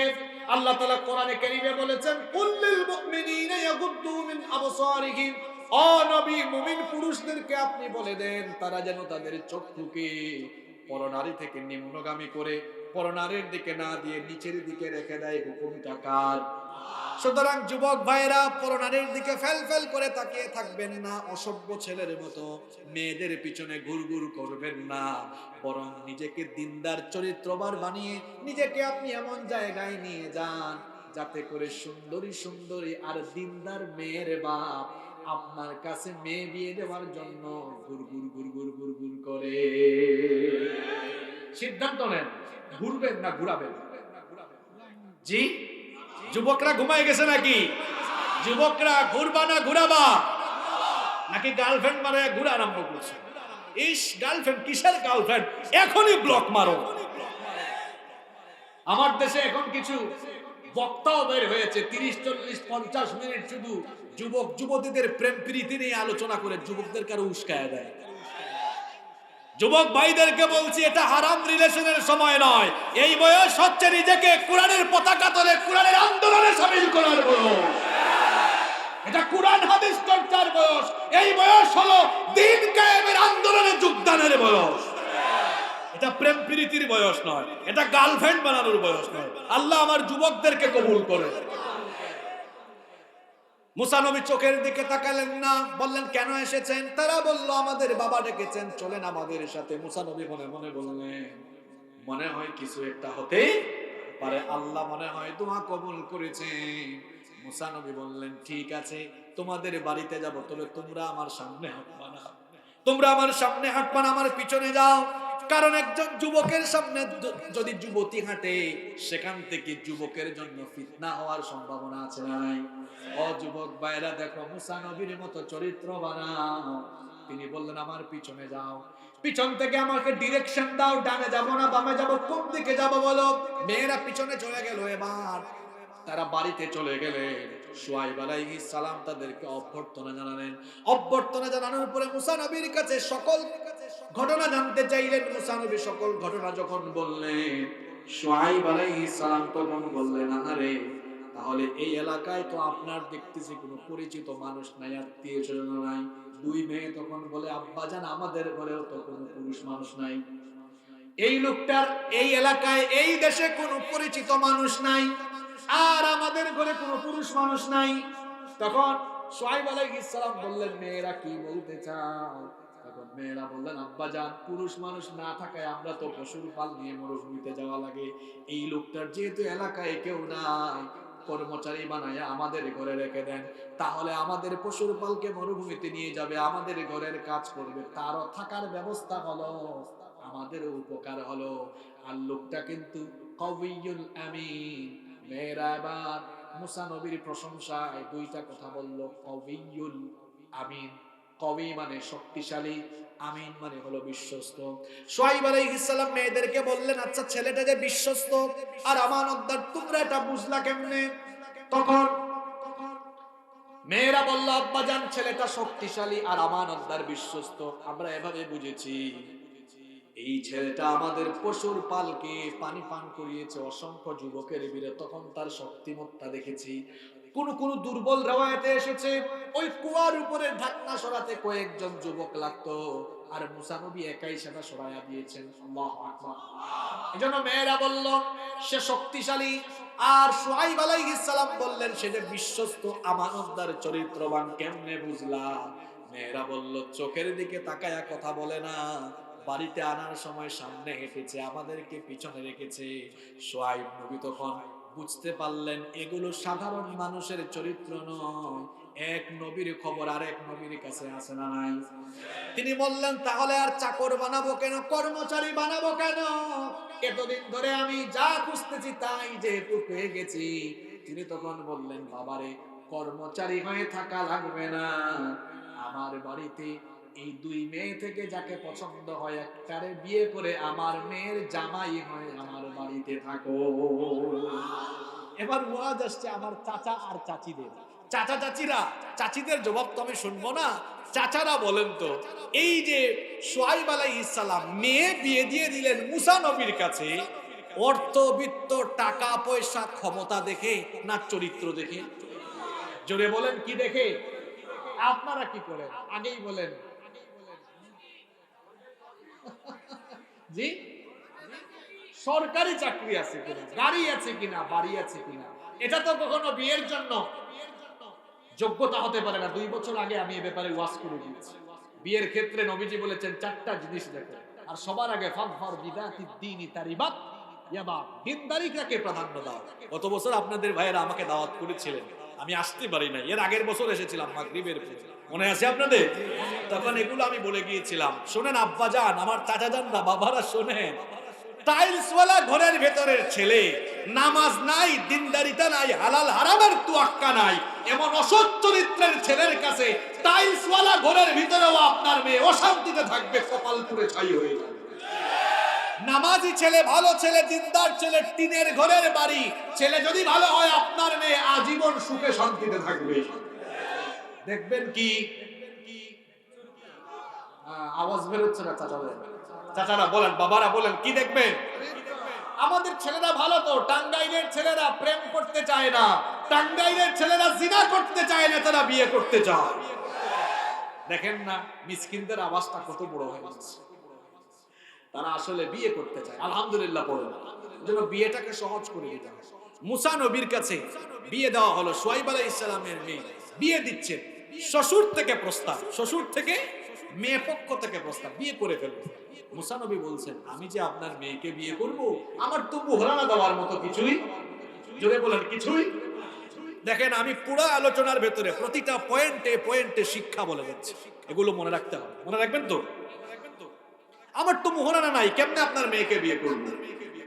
শুআয়ব আলাইহিস সালাম এবার শ্বশুর জামাইয়ের জন্য বিষয়টা সহজ করে দিলেন। তিনি বললেন মোহরানা যেহেতু নাই, আমি সহজ করে দেই, আপনি আমার বাড়িতে 8 বছর, আর যদি পারেন তো বাড়ি আরো 2 বছর, 10 বছর থাকে আমার বাড়িতে থাকবেন, আমার বাড়ির সবকিছু দেখাশোনা করবেন, এটাই হয়ে যাবে বিয়ের মোহরানা। সুবহানাল্লাহ পড়বেন না? শ্বশুর জামাইকে মোহরানা সহজ করে দিলেন না কঠিন করে দিলেন? আমরা কি করি, আমার মেয়ে বিয়ে দিব 20 লাখ দিতে হবে, 30 লাখ দিতে হবে, এই যে মোহরানা চাপিয়ে দিয়ে আমরা বিয়ে শাদীকে আরো কঠিন করে ফেলেছি। এক সাহাবীর বিয়ে হবে এক নারীর সাথে, নবীজিকে সাহাবী বললেন ইয়া রাসূলুল্লাহ, বলেন সাল্লাল্লাহু আলাইহি ওয়াসাল্লাম, আমি তো মোহরানা দেওয়ার মতো কোনো সামর্থ্যই নাই, কিছুই নাই আমার কাছে। নবীজি বললেন বাড়িতে যাও, দেখো গিয়ে কিছু পাও কিনা। ওই সাহাবী বাড়িতে গেলেন, গিয়ে বাড়িতে খুঁজতে খুঁজতে একটা লোহার আংটি পেলেন, স্বর্ণের আংটি না, রূপার আংটিও না, লোহার একটা আংটি পেলেন। সেটা এনে নবীজিকে দিয়ে বললেন বাড়িতে এই লোহার আংটি ছাড়া আর কিছুই নাই। নবীজি বললেন অসুবিধা নাই, এই লোহার আংটি বিক্রি করে যাই পাবা ওইটা মোহরানা বানিয়ে আমি বিয়ে দিয়ে দিব। বিয়েটা সহজ ছিল না কঠিন ছিল? আল্লাহ রাসূলের সময় বিয়ে শাদীগুলো নবীজি মসজিদে কম খরচে দিয়ে দিয়েছেন, মোহরানা কম দিয়ে দিয়েছেন, বিয়ে শাদীতে বরকত ছিল। আর এখন আমাদের বিয়ে শাদীগুলো বাড়ি থেকে বের হয়ে, বিয়ে শাদী মসজিদ থেকে বের হয়ে চলে গেছে ক্লাবে, কমিউনিটি সেন্টারে, নাচ গান বাদ্যযন্ত্র বেড়ে গিয়েছে। বিয়ে হলো পবিত্র কাজ, আর বিয়ের মতো পবিত্র কাজ আরম্ভ হয় নাচ গান বাদ্যযন্ত্রের মতো অপবিত্র জিনিস দিয়ে। বিয়ের মতো পবিত্র জিনিস যেই ছেলে মেয়ে, যেই দম্পতির বিয়েটা শুরু হয় নাচ গান বাদ্যযন্ত্র এরকম নাপাক জিনিস দিয়ে, আল্লাহর কসম এই দম্পতির ঘরে যেগুলা প্রোডাকশন হিসাবে আসবে এগুলাও ঝাঁকা নাকা মার্কাই হবে। স্টার্টিং ভালো না, এজন্য যুবকদেরকে বলবো ভাইরা বিয়ে করবা গায়ে হলুদ বাদ, নাচ গান বাদ্যযন্ত্র সব বাদ, সুন্নতি তরিকায় বিয়ে করা লাগবে। কারা কারা রাজি আছেন হাত তুলেন। চাচারাও কি আরেকবার করবেন? না না, তারা হাত তুলছেন ছেলে মেয়েদের জন্য, বুঝতে পেরেছি আমি। আল্লাহ সবাইকে কবুল করেন। আর যুবকদেরকে সিদ্ধান্ত নিতে হবে যৌতুক ছাড়া এবং গান বাজনা ছাড়া পবিত্রতার ভিত্তিতে বিয়ে শাদীর অনুষ্ঠান হবে। এই টাঙ্গাইলের মধুপুরের দুর্গাপুরে এটা চালু করা যাবে তো ইনশাআল্লাহ? আল্লাহ কবুল করেন। কষ্ট হচ্ছে আপনাদের, তাই না? আসেন আপনাদেরকে শেষের দিকে নিয়ে আসতেছি আমি। বিয়ে হয়ে গেছে।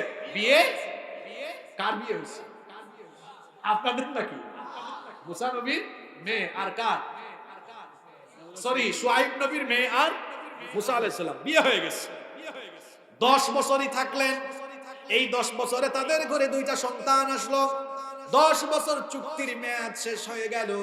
মুসা নবী শ্বশুরকে বললেন, এবার আমি আমার স্ত্রী সন্তানকে নিয়ে আমার নিজের দেশে চলে যাব। দেশের নামটা যেন কি? আরো জোরে বলেন। 10 বছর পরে বললেন আমি আমার নিজের দেশে চলে যাব। শ্বশুর তখন বললেন, এত বছর আমার ঘরে থাকলেন, যাওয়ার সময় কিছু হাদিয়া দেওয়া দরকার। হাদিয়া হিসাবে 1 পাল পশু উপহার দিলেন। সুবহানাল্লাহ। এই জামানার না, ওই জামানার 1 পাল পশু মূল্যবান কম না বেশি? জামাইও খুশি।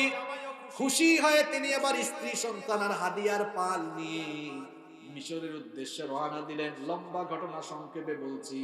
মিশর সীমান্তের সিনাই পর্বতমালার তুর পাহাড়ের তুয়া উপত্যকায় যখন চলে গেলেন, আল্লাহ তাআলা মুসা নবীর উপরে ওহী নাযিল করলেন। মুসা নবীকে নবুয়ত দিলেন, এখন তিনি নবী। মুসা নবী বললেন, আল্লাহ আমার মুখে জড়তা আছে, মুখের জড়তা দূর করে দাও। আমার ভাই হারুন বড় সুন্দর করে কথা বলে। কিছু মানুষের বক্তৃতার স্টাইল সুন্দর, বক্তৃতা হলো একটা আর্ট। ইন্না মিনাল বায়ানি লা সিহরা, কোন বয়ানের ভিতরে জাদুর প্রভাব আছে, অর্থাৎ জাদুর মতো এটা মানুষের দিলে গিয়ে আসর করে। এটা একটা শিল্প, এটা একটা আর্ট। মুসা নবীর ভাই হারুন আলাইহিস সালাম খুব সুন্দর কথা বলতেন, গুছিয়ে কথা বলতেন, মানুষ তার কথা শুনতো। এই জন্য মুসা নবী বললেন, আল্লাহ আমার ভাই হারুনকেও আমার সাথে নবুয়ত দাও। আল্লাহ বললেন, ঠিক আছে, 2 ভাইকে একসাথে আমি নবী বানিয়ে দিলাম। 2 ভাইকে আল্লাহ নবী বানালেন আর অর্ডার দিলেন, ইযহাব ইলা ফিরআউনা ইন্নাহু তাগা। ফিরআউনের কাছে যাও, তাকে গিয়ে দাওয়াত দাও, কারণ সে সীমালঙ্ঘনকারী বিদ্রোহী। 2 ভাই মিলে ফিরআউনের কাছে গেলেন। ফিরআউন দাওয়াত কবুল করলো না, 2 ভাইয়ের সাথেই বেয়াদবি করলো। আমি লম্বা ঘটনা শেষের দিকে যাচ্ছি, সংক্ষেপে বলছি শুনেন। যখন দাওয়াত দিলেন, দাওয়াত কবুল করলো না, আর সে তার বিরোধিতা বাড়ালো এবং মুসা নবীর উম্মতের উপরে জুলুম নির্যাতন ক্রমান্বয়ে ধাপে ধাপে বাড়াতে লাগলো। মুসা নবী ফেরাউনকে দাওয়াত দেওয়ার পরে সে ঈমানদারদের উপরে নির্মমতা, নিষ্ঠুরতা, নির্যাতন চালিয়েছে 20 বছর। জুড়ে বলেন কয় বছর? আরো জুড়ে বলতে হবে। 20 বছর। 20 বছর পরে আল্লাহ তাকে ধরেছেন। এই 20 বছর আল্লাহ তাকে ধরেন নাই, সাইজ করেন নাই। আল্লাহ তাআলা তাকে সাইজ করেছেন মুসা নবীর দাওয়াত দেওয়ার আরো 20 বছর পরে। এখন প্রশ্ন হলো, মুসা নবী দাওয়াত দেওয়ার পরে যখন ফেরাউন বেয়াদবি করেছে, এই বেয়াদবকে আল্লাহ কি সাথে সাথে সাইজ করতে পারতেন না? নাকি আল্লাহ 20 বছর শক্তি সঞ্চয় করে এরপরে ফেরাউনকে মোকাবেলা করেছেন? নাউজুবিল্লাহ। বিষয়টা কি এমন? তাহলে প্রশ্ন হলো, কেন আল্লাহ তাআলা 20 বছর তাকে ধ্বংস করলেন না? 20 বছর পরে কেন তাকে ধরলেন? এর কারণ হলো 2টা। জুড়ে বলেন কয়টা? কুলাইতে পারবেন তো এই 2টা বললে? বলবো আমি। ফেরাউনকে আল্লাহ সাথে সাথে সাইজ করেন নাই, কারণ কয়টা? 1 নম্বর কারণ, ঈমানদাররা ঈমান আনবে, আনার পরে ফেরাউনের চরিত্রের সামনে ঈমানি পরীক্ষায় কেমনে টিকে থাকে এটা দেখতে চান কে? জোরে বলেন, দেখতে চান কে? আমরা তো বাপ দাদার থেকে ঈমানদার হয়ে গেছি। আল্লাহ রাসূলের সাহাবীরা ঈমান আনার পরে কেউ কেউ জ্বলন্ত কয়লার উপর পরীক্ষা দিয়েছে, কেউ কেউ গর্তের ভেতরে চাবক পিঠা খেয়ে পরীক্ষা দিয়েছেন, কেউ বা মরুভূমির অগ্নিতপ্ত বালির উপরে চিৎ করে শুয়ে থেকেও ঈমানের পরীক্ষা দিয়েছেন। যদি ঈমানদারের সামনে বেঈমান না থাকে, তাহলে ঈমানদারের ঈমান খাঁটি কিনা সেটা বোঝা যাবে না। এইজন্য আল্লাহ তাআলা যুগে যুগে ফেরাউন চরিত্র ঈমানদারদের সামনে রাখেন। আল্লাহ তাআলা দেখতে চান ফেরাউন শত্রুদের হুমকি ধামকি জুলুম নির্যাতনে ইমানদারের ইমানের ব্যাটারিতে চার্জ থাকে নাকি ইমানদার মুনাফিক হয়ে যেতে চায়? এজন্য ইমানদারকে পরীক্ষা করেন কে? এইজন্য আল্লাহ সূরা আনকাবুতের শুরুতে বলেছেন, আহাসিবান নাসু আন ইউতরাকু আন ইয়াকুলু আমান্না ওয়া হুম লা ইফতানুন। মানুষ কি মনে করেছে আমরা ঈমান এনেছি, এই কথা বললেই তাদেরকে ছেড়ে দেওয়া হবে? ওয়া হুম লা ইফতানুন, তাদেরকে পরীক্ষা করা হবে না। وَلَقَدْ فَتَنَّا الَّذِينَ مِنْ قَبْلِهِمْ فَلَيَعْلَمَنَّ اللَّهُ الَّذِينَ صَدَقُوا وَلَيَعْلَمَنَّ الْكَاذِبِينَ। অবশ্যই আমি তোমাদের পূর্ববর্তীদেরকে পরীক্ষা করেছি যাতে করে আমি জেনে নিতে পারি কারা ঈমানের দাবিতে সত্যবাদী, কারা ঈমানের দাবিতে মিথ্যাবাদী। যদি ফেরাউন চরিত্রের লোক সামনে না থাকে তো ঈমানদারের ঈমান কেমনে যাচাই হবে? ফেরাউনের চরিত্রের লোকরা যদি না বলে শোনো এই সব কাজ ছাড়ো, দিনই কাজ কোরআনের কাজ ছাড়ো, নইলে হামলা দিব, মামলা দিব, হুমকি ধামকি, জেল জুলুমের ভয়, এগুলোর মোকাবেলা করে যে সকল লোকেরা ঈমানের ময়দানে টিকে থাকে তারাই হলো আসল ঈমানদার। ফেরাউনকে আল্লাহ সাইজ করেন নাই, আসল ঈমানদার খাঁটিগুলারে আল্লাহ দেখার জন্য। আর 2 নম্বর কারণ আল্লাহ তাকে সাথে সাথে সাইজ করেন নাই এই কারণে আমার আল্লাহর দয়া মায়া কম না বেশি? দেখেন যমুনা নদীর মাছ ঈমানদারও খায় বেঈমানও খায়। আল্লাহ ঈমানদার কেও খাওয়ান বেঈমান কেও খাওয়ান, কারণ আমার আল্লাহ হচ্ছেন দুনিয়াতে রহমান, আখিরাতে হয়ে যাবেন রহিম, কর্মে পরম দয়াবান। কাজ যেমন পুরস্কার হবে তেমন, কিন্তু দুনিয়ায় আল্লাহ রহমান, সবাইকে আল্লাহ দেন। এই জন্য বেঈমানের উপরে আল্লাহ তাআলা তাকে সতর্ক করেছেন, সে সুজা হয় কিনা ঠিকঠাক হয় কিনা আল্লাহ দেখেছে। কিন্তু এত গজব দেওয়ার পরেও সে যখন ঠিক হয় না, 20 বছর পরে তাকে ধরার মতো ধরেছেন কে? আরো জোরে বলেন কে? 20 বছর বনি ইসরাইলের ঈমানদারদের উপর জুলুম চালাচ্ছে, নির্যাতন চালাচ্ছে। এরপরে আল্লাহ মুসা নবীকে বললেন, মুসা তোমার উম্মত নিয়ে তুমি মিশরে ছেড়ে রওনা করো। রাতের বেলা মিশর ছেড়ে রওনা করলেন। মিশর ছেড়ে চলতে চলতে চলতে চলতে তারা লোহিত সাগরের তীরে চলে গেলেন। সামনে সাগর। এখন তারা চিন্তা করছেন কেমনে সাগর পার হয়ে যাবেন। ওইদিকে ফেরাউনের কানে এই খবর চলে গেল। ফেরাউন তার বাহিনী নিয়ে রওনা করলো। তারাও চলতে চলতে চলতে চলতে এসে মুসা নবী আর তার উম্মতকে ধরে ফেললো।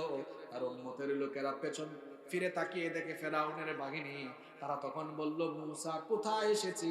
সামনে অমরণ, পিছনে অমরণ। সামনে হলো সাগর, সামনে গেলেও আমরা মারা যাব, পিছনে গেলেও মারা যাব, কোথায় আমরা যাব? তখন মুসা নবী বললেন, ভয় পেও না।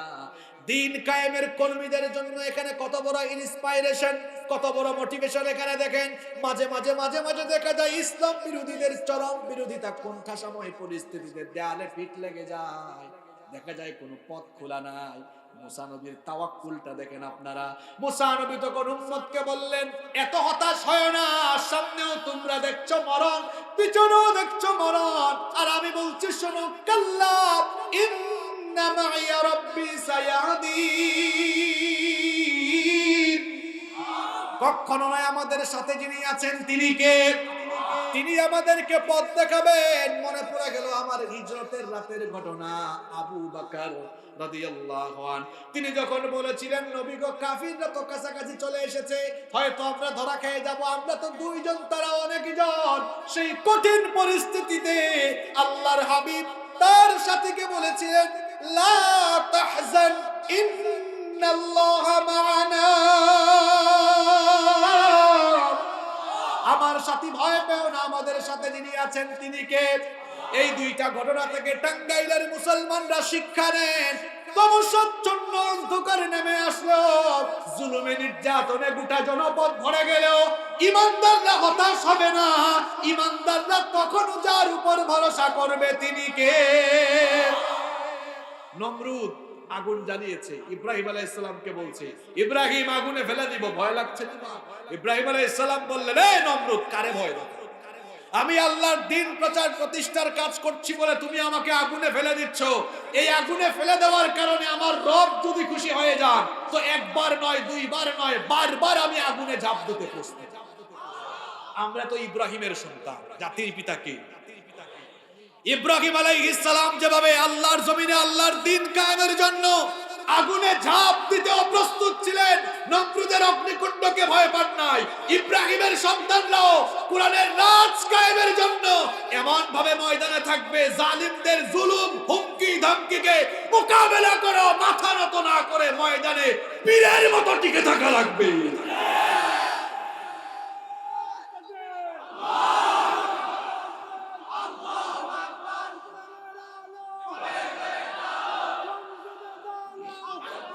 আল্লাহ সবাইকে কবুল করেন, বলেন আমিন।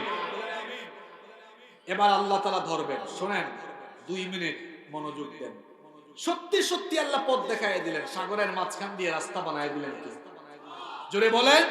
মুসা নবী উম্মত নিয়ে পাস হয়ে গেলেন, আর ফেরাউন তার দলবল নিয়ে যখন মাঝ বরাবর গেল, পানিতে নাকানি চুবানো খাওয়াচ্ছে কি? জোরে বলেন কে? ফেরাউন বলল, আল্লাহ আমি ভালো হয়ে গেছি। আল্লাহ তখন বললেন, আল-আন, এখন কি তোর ভালো হওয়ার টাইম নাকি? ওয়াকাদ আসাইতা ক্বাবলু ওয়া কুনতা মিনাল মুফসিদিন, এর আগে তুই ছিলে সন্ত্রাস। এই আয়াতেও আল্লাহ বলেছেন ইন্নাহু কানা মিনাল মুফসিদিন। আর সূরা ইউনূসের 90 নম্বর আয়াতেও আল্লাহ বলেছেন আল-আন ওয়াকাদ আসাইতা ক্বাবলু ওয়া কুনতা মিনাল মুফসিদিন। ওই আয়াতেও আল্লাহ তাকে সন্ত্রাস বলেছেন, এই আয়াতেও আল্লাহ তাকে সন্ত্রাস বলেছেন।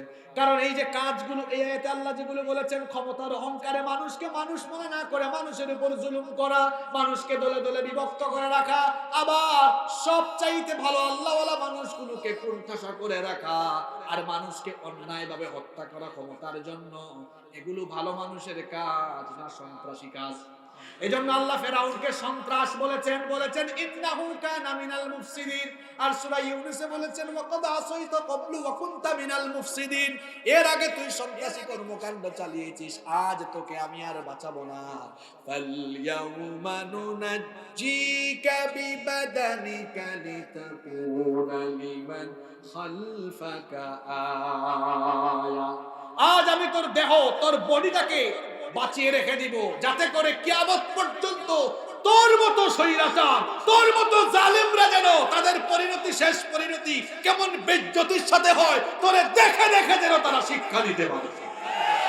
পৃথিবীতে কেউ স্থায়ী হয় না, হোক না সে ফেরাউন কিংবা নমরুদ, কেউ হবে চিরদিন রয় না, কেউ হবে চিরদিন রয় না। পৃথিবীতে কেউ স্থায়ী হয় না। ফেরাউন শেষ তক ছিল না, মৃত্যু তাকেও ছেড়ে দিল না। সব রাজা মহারাজা আর মহাবীর, কাউকে সে অবকাশ দেয় না। পৃথিবীতে কেউ স্থায়ী হয় না। নীল নদ আজও আছে, থাকবে, সত্যকে চিরদিন ডাকবে, ডেকে ডেকে বলে যাবে দিন রাত, কেউ যেন ফেরাউন হয় না। পৃথিবীতে কেউ স্থায়ী হয় না। পৃথিবী থাকবে, ফেরাউন চরিত্রের লোকেরা ইজ্জতের সাথে দুনিয়া থেকে যাবে না, বেইজ্জত হয়ে যাবে।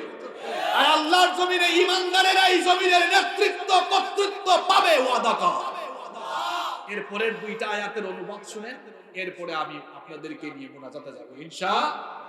এই ওয়াদাটা যে আল্লাহ দিয়েছেন, কোথায় আল্লাহ বলেছেন? পরের আয়াতে আল্লাহ বলেছেন ওয়া নুরিদু আন নামুন্না আলাল্লাযীনা ইসতুদঈফু ফিল আরদি ওয়া নাজআলাহুম আইম্মাতাও ওয়া নাজআলাহুমুল ওয়ারিসিন। আর আমি ঈমানদারদের উপরে যাদেরকে দুর্বল করে রাখা হয়েছিল, ফেরাউন যাদেরকে দুর্বল বানিয়েছিল, তাদের উপরে অনুগ্রহ করতে চেয়েছিলাম, তাদেরকে আমি নেতৃত্ব দিতে চেয়েছিলাম এবং জমিনের উত্তরাধিকারী তাদেরকে বানাতে চেয়েছিলাম। কেন বানাতে চেয়েছিলাম? ওয়ানুমাক্কিনা লাহুম ফিল আরদি ওয়ানুরিয়া ফিরআউনা ওয়া হামানা ওয়া জুনুদাহুমা মিনহুম মা কানু আল্লাহ বলছেন এই জন্যই আমি ইমানদারদেরকে, দুর্বল ইমানদার যাদেরকে কুণ্ঠাসা করে রাখা হয়েছে, কথা বলার স্বাধীনতা, চলাফেরার স্বাধীনতা, ঘর বাড়িতে থাকার স্বাধীনতা কেড়ে নেওয়া হয়েছে, আমি আল্লাহ তাদেরকে দুনিয়ার নেতৃত্ব কর্তৃত্ব এজন্য দিতে চেয়েছি। ওয়ানুরিয়া ফিরআউনা ওয়া হামানা, ফিরআউন, হামান ওয়া জুনুদাহুমা, এবং তার সৈন্যদেরকে, সাঙ্গপাঙ্গদেরকে যেন দেখায় দিতে পারি যে ক্ষমতা হারানোর আশঙ্কায় তারা ছিল, আর যে ইমানদারদেরকে নিয়ে তারা শঙ্কায় ছিল, সেই ইমানদারদেরকে আমি জমিনের নেতৃত্ব দিয়ে তাদেরকে আমি বেইজ্জত করে দিব। এটা চাওয়াকার। আপনাদের বিশ্বাস হয়? বিশ্বাস হয়? কাকে আল্লাহ তাআলা দুনিয়ার উত্তরাধিকার দিবেন, কাকে দিবেন না, ইখতিয়ার করেন। কুলিল্লাহুম্মা মালিকাল মুলকি তুতিল মুলকা মান তাশাউ ওয়া তানজিউল মুলকা মিম্মান তাশাউ ওয়া তুইজ্জু মান তাশাউ ওয়া তুযিল্লু মান তাশাউ বিয়াদিকাল খায়র ইন্নাকা আলা কুল্লি শাইইন কাদির। ও নবী, আপনি বলুন, হে রাজাধিরাজ আল্লাহ, আপনি যাকে চান তাকে ক্ষমতা দেন, যার কাছ থেকে ইচ্ছা ক্ষমতা ছিনায় আনেন। ইউসুফ নবীর ভাইয়েরা ইউসুফ নবীকে ফেলে দিয়েছে কুয়ায়, সাঁতার না জানা সেই ছোট্ট ইউসুফকে মিশরের ক্ষমতায় বসিয়েছেন কে? আবার ফেরাউন আর নমরুদকে ক্ষমতা থেকে নামায়া দিয়েছেন কে? ইজ্জত সম্মানের মালিক কে? বেইজ্জত করার মালিক কে? এই আয়াতের মধ্যে ক্ষমতার সাথে ইজ্জত আর বেইজ্জতের কথা কেন একসাথে এসেছে? তার কারণ হলো, ক্ষমতা পাইলেই শুধু ইজ্জতওয়ালা হওয়া যায় না। ফেরাউনও ক্ষমতা পেয়েছে, ইজ্জত পায় নাই। নমরুদও ক্ষমতা পেয়েছে, ইজ্জত পায় নাই। বরং ক্ষমতা পাইলেই মানুষ ইজ্জত পায়, বিষয়টা এমন নয়। ক্ষমতায় থেকেও বহু মানুষ বেইজ্জত হয়েছে। এর জ্বলন্ত প্রমাণ হলো বুশের বাচ্চা বুশ। ক্ষমতায় থেকে জুতার বাড়ি খেয়েছে। আমি আর নিচের দিকে নামলাম না, শুধু এতটুকু বললাম, মাঝে মাঝে আমরাও সমাজের আশেপাশে দেখি ক্ষমতায় থেকেও বেশি উগ্রতার কারণে, ইসলাম বিরোধিতার কারণে মানুষের জুতার বাড়ি খেয়েছে, বেইজ্জত হয়েছে। আছে না? আপনাদের টাঙ্গাইল থেকে ঠিক ওই দিকে গেলে জামালপুরেও আছে। বলছিল ইসলাম থাকবে না। কিরে পাগলা, তোর মন্ত্রিত্ব নাই, তোর এমপি গিরিও নাই, তোর নমিনেশনও নাই। ইসলাম এখনো আছে না নাই? পাগলা, কোন জমিনে আছিস তুই? জমিন চিনলি না? এই জমিন শাহজালালের দেশ, এটা শাহপুরানের দেশ, ওলিয়া উলিয়ার দেশ, মসজিদ মাদ্রাসার দেশ। এদেশে ইসলাম বিরোধী, ইসলামের বিরুদ্ধে যেই যাবে সে তার সবকিছু হারাবে। ইসলাম ছিল, ইসলাম আছে, থাকবেই থাকবে ইনশাআল্লাহ।